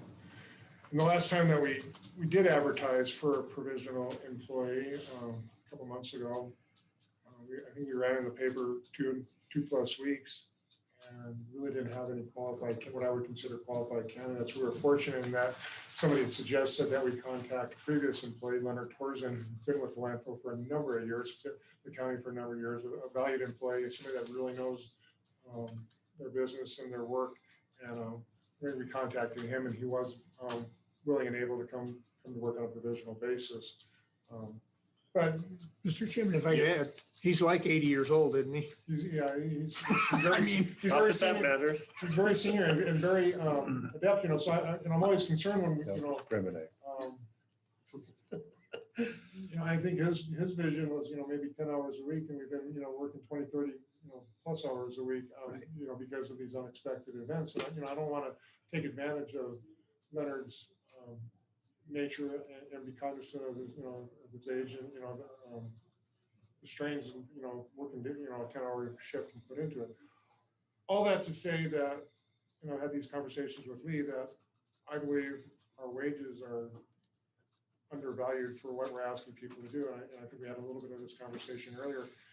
And I feel it necessary to adjust the wages now versus trying to wait till the new budget year. And that's for 2 reasons. One is that to help foster morale, and number 2, I need to be able to attract a qualified person to replace the person that's leaving, and maybe others as well, or at least have an inventory of people that I can go to if, you know, something were to come up. So the 2 sheets that we presented, Brian's done a little bit of background work in contacting a number of different agencies within our vicinity to, you know, as a comparison.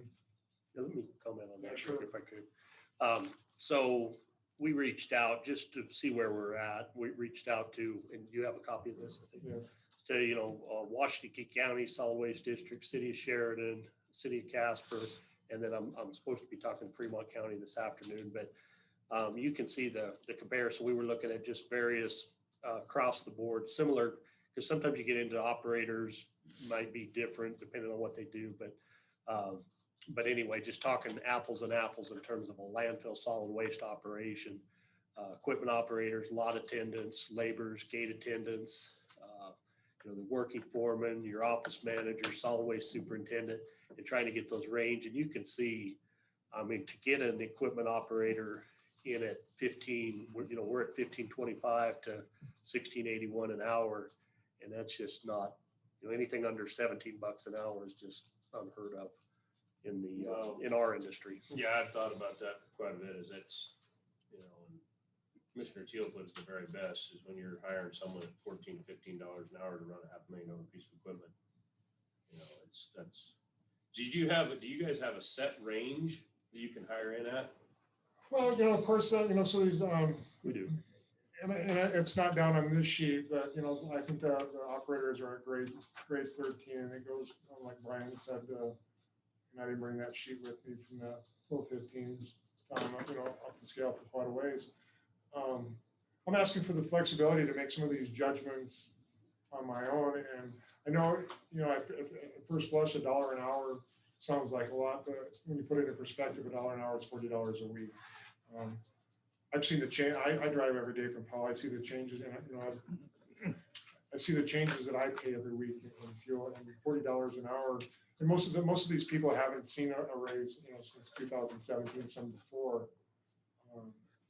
So the cost of living has gone up considerably, and somewhat in the last few months has gone up, you know, just the price of fuel. So we don't have, you know, there is a range, and we're staying within the stepping scale.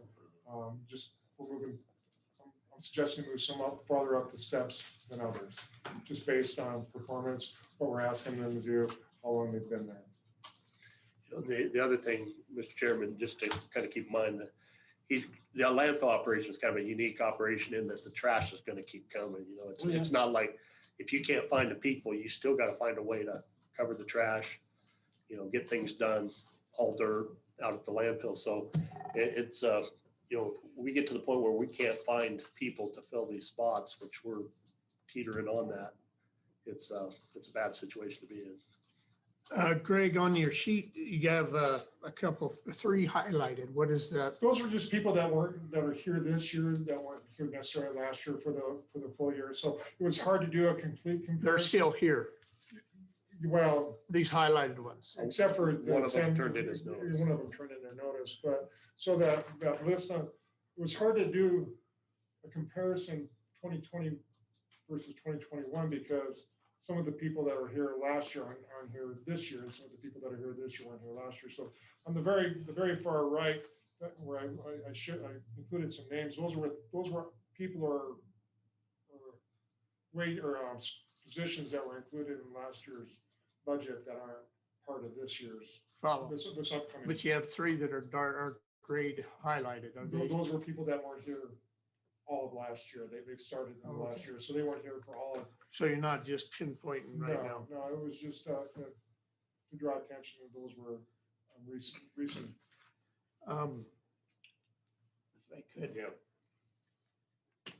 As we mentioned before, I do think we get what we pay for, and you don't want to hire someone that's unskilled just because you can get them for that hourly rate and trust them on a piece of equipment. So with that same thing, I don't think we need to go in.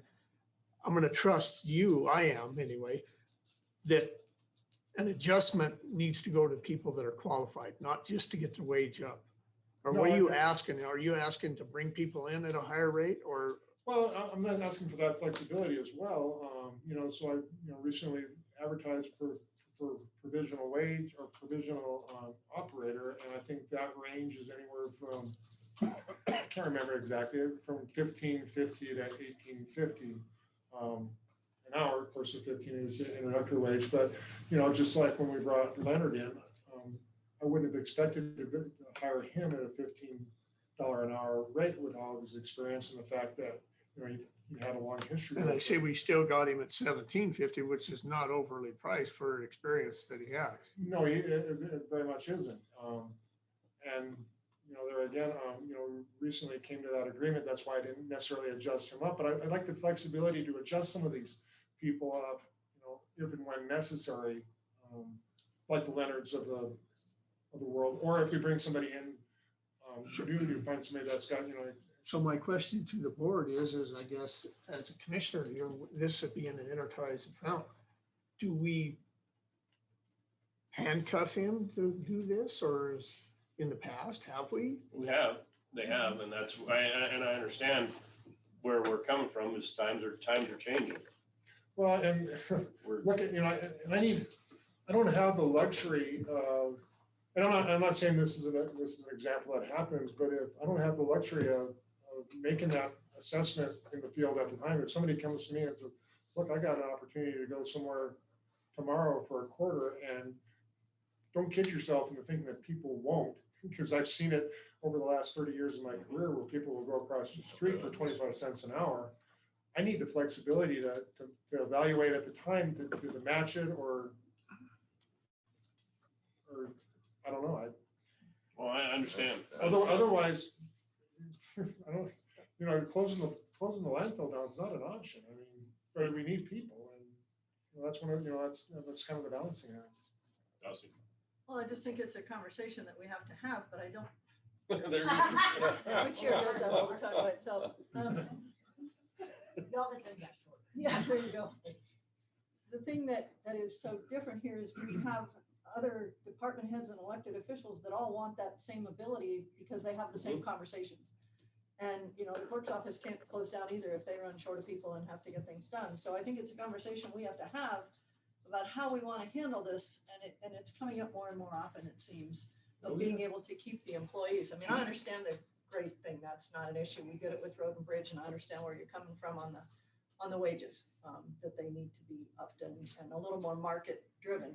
My concern is what we do with budget and how you handle that and we can certainly figure out a way to do it, but when the department heads and elected officials have the ability to make those changes throughout the year, or I guess you'd have to call it like a merit situation. If somebody came in and had that quarter conversation with you, what do we do with it? And how do we deal with that within the budget if that happens in all the departments? Because I don't know that, even though it's an enterprise fund, because it's paid differently, they're still county employees. And I think they fall into the same rules and benefits, and they're on the same grade and step scale, maybe in the wrong place, but they're on the same scale. So I think that's a conversation we have to have, and especially going into budget. But I don't think we can treat Greg any differently than we would the other department heads and elected officials. Mr. Chairman. So- Wait a second, go ahead. Scott? Just, I was talking with Greg before about conducting exit interviews, and yeah, sometimes they're done, sometimes they're not. And it seems like, it'd be nice if we had a clearinghouse or somebody that would take the stress off of him and hiring employees, and he has to go out and advertise, where he can basically just concentrate on the landfill. And the same with Road and Bridge. And we hear, if maybe Colleen she had an opening, she just sent it to somebody else that, hey, I need an employee, bring me one, and we already have like a clearinghouse. So That's sort of an that's HR. called HR, we're not going down that road. Yeah, well, but I'm saying that maybe there is somebody who could help out just with the employees themselves. I'm saying, just thinking out loud, maybe the employee committee could come up with something that, do we have somebody who could help out all these departments? Because we're taking away a lot of time from these department heads and doing their job when they're spending large amounts of time trying to find employees. If there's maybe a clearinghouse or maybe somebody who could Well, we're starting to help get these guys we're out. starting to get out of the weeds on that, but I will say that the guy that's running the landfill needs to hire the operators. It doesn't need to be HR. That's how. But if the HR had actual employees that had the background on it, they could present it to him and he said, okay, let's try these two people, bring them in. But maybe it isn't just, the money. Maybe there's another problem with keeping some of these employees. Maybe that'd be a way of finding it out too. So, but it just seems that these guys are spending a lot of time looking for employees right now, this day and age, and there's a lot of competition out there. There is, like, With that, and I agree with Commissioner Oldfield, but with Greg coming in, we're kind of restructuring everything there. So I feel like we need to kind of make an exception to, maybe not right now, but on a limited amount, ask Greg to maybe go out, come back with a more formal proposal on how he wants to see his employees and how many. He may be able to do more with less, but at a better rate. I don't know. I'm just saying, let him come back with something that restructures everybody across the board, just simply because we have total new management over there now that we haven't had in the last 20 years. Well, I see the problem I see now is he's needing employees right now, right? Mr. Chairman, I think in the point taken that he is an enterprise fund, landfill's an enterprise fund, but it is a budget, there's county employees just like everybody else.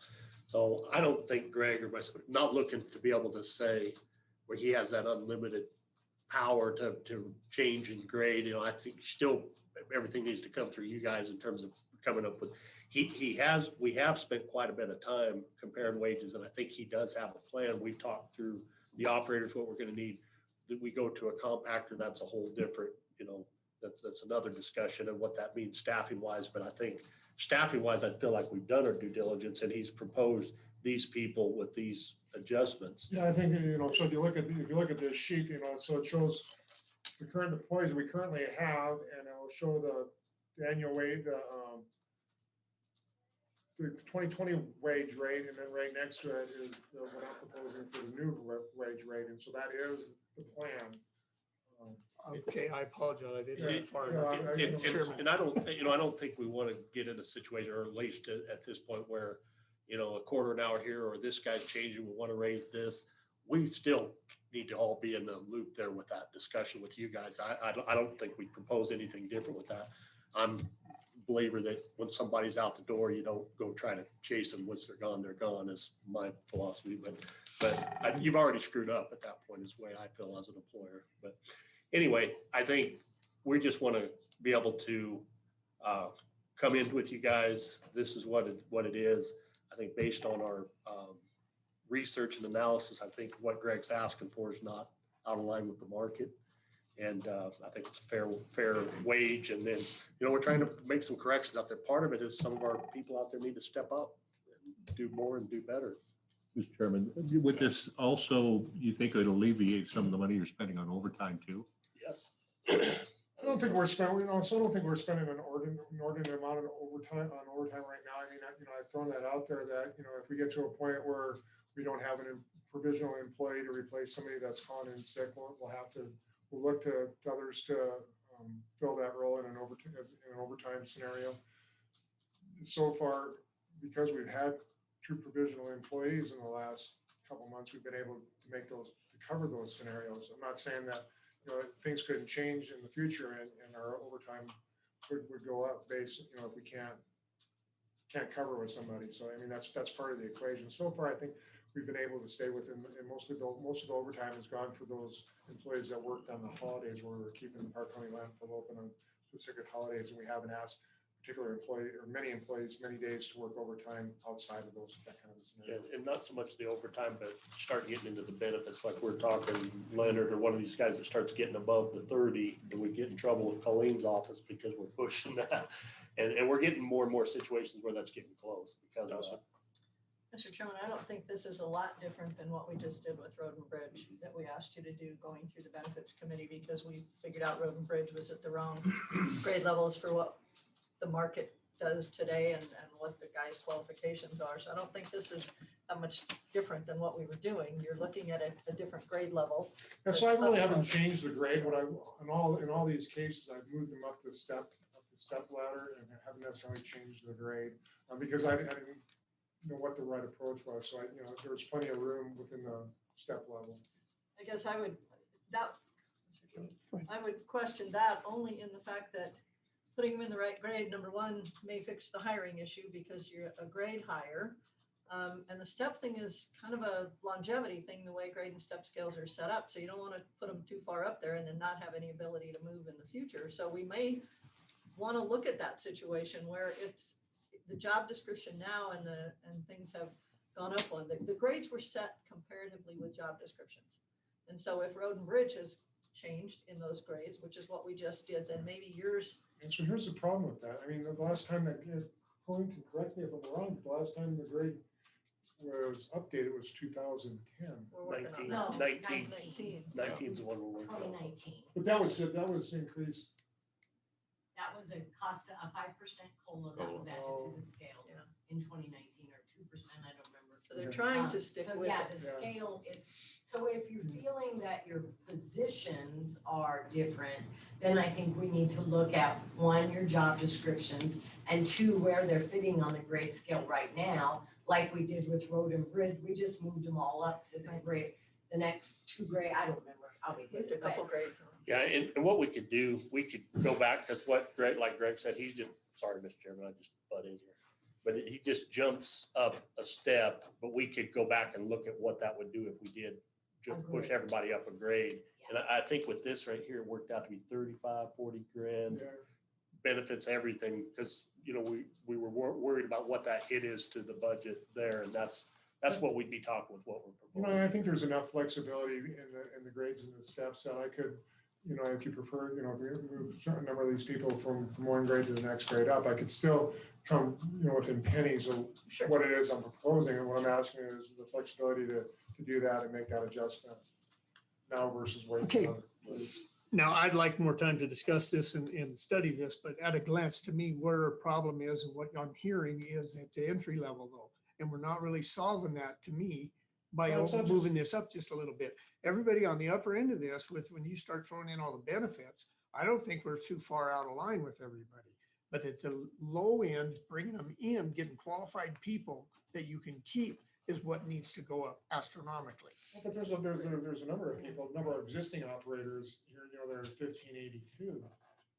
That's not, you know, that's existing, that, I see one. Mick.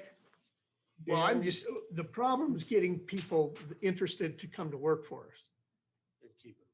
And we have people that are making, you know, on the upper end, 17 to 23. well, And I'm not saying they don't deserve something, but I'm just saying the problem right now, what I'm hearing is getting people to apply that want to come to work. Well, you're gonna have to, if you hire somebody in at 17 and you're paying somebody else 1582, Yeah. just well, keep the door open because another two are going, they're leaving today.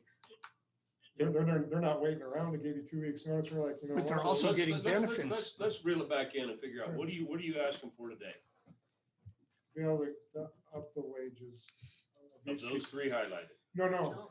everyone. Everyone. All of them. And some people on here aren't adjusted. So that's why there's 2 columns where they're at currently and what's being proposed. And the other thing, Mr. Chairman, Lloyd, be careful to look at what the current wage versus the new wage on there, because on the operators, we've got our current's 1525 to 1681.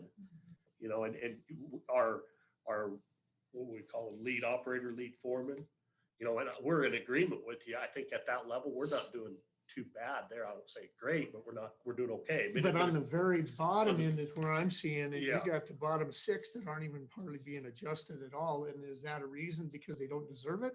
Or is, are we trying to get that Well, keep in bottom mind, end some up of them there? are lot attendant, different, they're not operators. Because they also get no benefits. So I mean, Yeah, those are all part-time Yeah. people that are, they're not. They're not all operators, keep in mind, lot attendants. and if you don't get benefits, you should be able to afford to pay them more.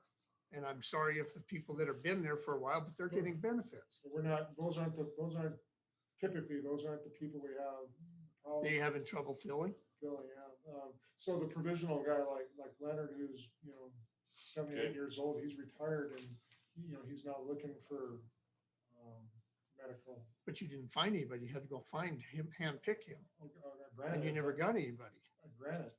But what I'm suggesting to you, if we up the entry level, then the existing operators that we do have. But the existing operators get benefits. Your provisionals don't. Yeah, so does everybody else that's full-time in, you know, in these other communities that we're comparing to. Hey, Does Leonard get benefits? no. My point. He didn't, your point is that, but he's 80 years old and didn't apply for the job to begin with, though. But even if he wasn't full-time, he wouldn't get benefits. He'd be. He's provisional. Because he's provisional. provisional. yeah. Provisional would not be getting benefits. Correct. But when you advertise, you got nobody to respond, is my point. Correct. And you're afraid that if we advertised at 17 an hour, part-time with no benefits, that's going to get people that, Well, I don't mean just, I'm telling you, I'm here to tell you that right now, we've just had a provisional people that, but we're not far away from full-time people that are being benefit from leaving. mean, we're close to those kind of people going out and finding other jobs that are paying significantly more. Paying more. My Commissioner Tilden, you've I've been quiet. been quiet over here in the corner. So anyway, I don't want to get on the soapbox again. You've already all heard my speech, but what I talked about last year is coming to pass right now. Exactly. And we want to put ourselves in a position that we can attract good people and keep good people, you know, and we did something similar to this for Road and Bridge. But just as a point of clarification, Greg, there's 15 total people on this list. And I just did a quick analysis here, and you want to basically give 11 of them raises, right? Okay. And how many of those 11 are actually operators? And when you say, when I use the term operator, I think somebody gets on a piece of equipment, correct? Correct. Yeah. So As their daily job. well, so. As their daily job. Yeah. So other than the two foremen, which are Russell and Kelly, they also operate on a daily basis, but they're also tasked with They're lead operator, lead foreman. managing the site. Mick and Dale are full-time.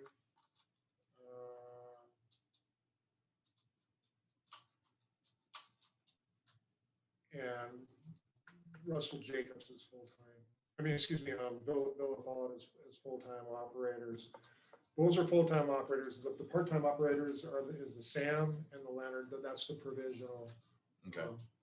So we got the two leads and then 4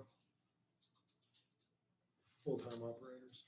Well, you know, what's going to happen here, as I've said all last year, I've been preaching this all along. And what has happened is the private sector, especially heavy construction, is coming back quicker than the government section than the county is. And I know, Brian, you've had this problem in Road and Bridge now for 3 years. Yeah. You know, and now you're saying it in the landfill department, and we're going to continue to see it.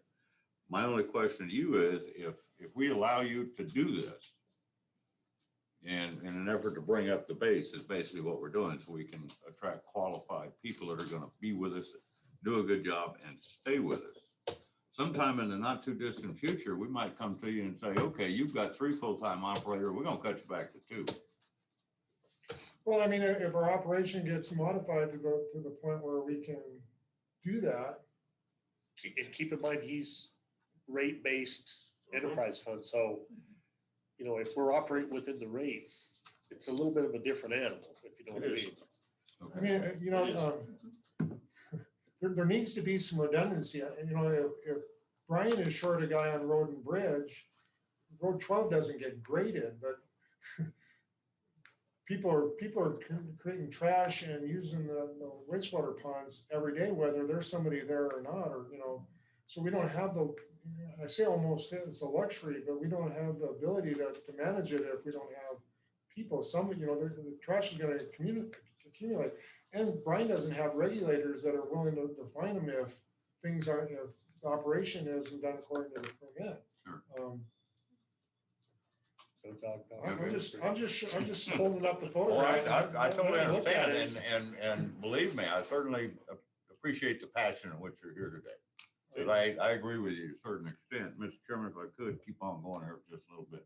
And in closing, I agree with Dossie. I don't think that we, at this point in time, can give you the flexibility as the example that you gave. If you have somebody come saying, well, I got a job for 50 cents more, I'm leaving, going tomorrow. And I understand that, and I appreciate what Brian said. If you lost somebody, you've already missed the opportunity, and so I appreciate that, and I understand that, and I'll try to be more engaged, be able to predict that. I certainly didn't predict it with the fellow recently that gave us 2 weeks. And I guess I would disagree with that to a certain point.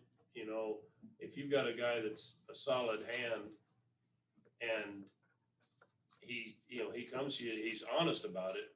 The ones that you don't want are the ones that just walk off. The ones that you might want would be the ones, and that's a personal observation on each employee. But if you have an employee that comes to you and says, hey, I'd really like to stay, but this is what I'm getting offered. Can you Can you match it? He's being fair to you. Yeah, Mr. Chairman, I wasn't quite done yet, but Oh, that's sorry. all right. You're chairman. No, I agree with exactly what you said, and that's what I was gonna tell you in the event that you did have a good employee come to you and say, I got a job offer for $1 more. You can say, can you wait 2 days? I'll go talk to the commissioner. Yeah, that's exactly what I do. You know, Yeah. get Lee on the phone, as commissioner immediately, and then, say what, get his input, his advice on, how long we can wait. Trying to, have the same conversation with the employee, can you wait? For the most part, you guys are only a week out, except at the end of the month where, it could be 2, maybe even 3 weeks, timing was such, but, I agree. Okay. All right, so, well, Mr. Chairman, with that being said, number one, I think we have a problem throughout the entire county, and it's something that we need to address, because looking down the road, it's very uncertain right now with all this CARES money and where we can spend it and how we can spend it, but at some point in time in the not too distant future, we're gonna be faced with a lot of budgetary problems. So we need to set ourselves up in a position that we have a pay scale that attracts good quality people that we can keep. So I think we need to analyze that. And I know road and bridges continue to have problems. One that I was thinking about the other day and is our, our buildings and grounds maintenance staff, primarily our janitorial staff. Nobody even thinks about them because they're here at night, And I had a gal call me here about a couple of weeks ago, and she applied for the halftime position. She found out what it paid and said, "You gotta be kidding me." So she withdrew her application. And, people that clean houses, they're getting $15 to $20, $25 an hour. We're paying them $11.50, but anyway, it's ridiculous. So anyway, with all of that being said, I would make the motion that we go ahead and follow Greg and Brian's recommendation as far as, and I'm not sure how to word this, basically taking your 11 positions that you have listed here. And you're gonna jump those one step, right? Not a grade, just a step. Well, these are, so there's a variation. So some are multiple steps, some are a single step. Okay. It kind of depended on what their job was, what they did. But they are. So we got a motion. Yeah. Did you finish out your motion? Yeah. Okay. Here, second. Second. Okay, it's been moved second. What I would recommend, Greg, is get with Colleen and see if it makes more sense to move them up the couple of steps or just move them up one grade, whatever Yeah. makes sense. If you try and get me to tell you how that grade and step stuff works, you're talking to the wrong person, because my life has been just you're hired per day or per hour, and this is what you make. Yeah, I get that. Mr. Chairman, I second because I want discussion, and that being, I agree with, I'm happy with seconding what your proposal is. However, I still think you're very lacking in the starting out grade of the operators in comparison with Park County, Washington. I know there's not exactly apples to apples there, but somehow we need to keep these, the gate attendant and the lot attendant aren't too far off from Casper and some of the others, but the operator and the lead operator are way off. So if we need to maybe redo that entry level operating so that you can get quality people, that doesn't affect anybody here, but it would be for the new guy. And the new guy's going to just have to come in, and the old people are going to have to realize that we're just having to bring people in at a higher rate. Yeah, so there's a bit of a juggling act, right? So the provisional, what I'm advertising, I guess that was supposed to be part of the conversation too, is we've already put the scheduled the classified to go into the paper for advertising for the replacement provisional. Conditional your approval today. So We've got two things we're working on right now. With that said, the provisional temporary scale is different than the county grade in scale. And so that range is, to maintain that range, it's like from 15 to 18.50 an hour.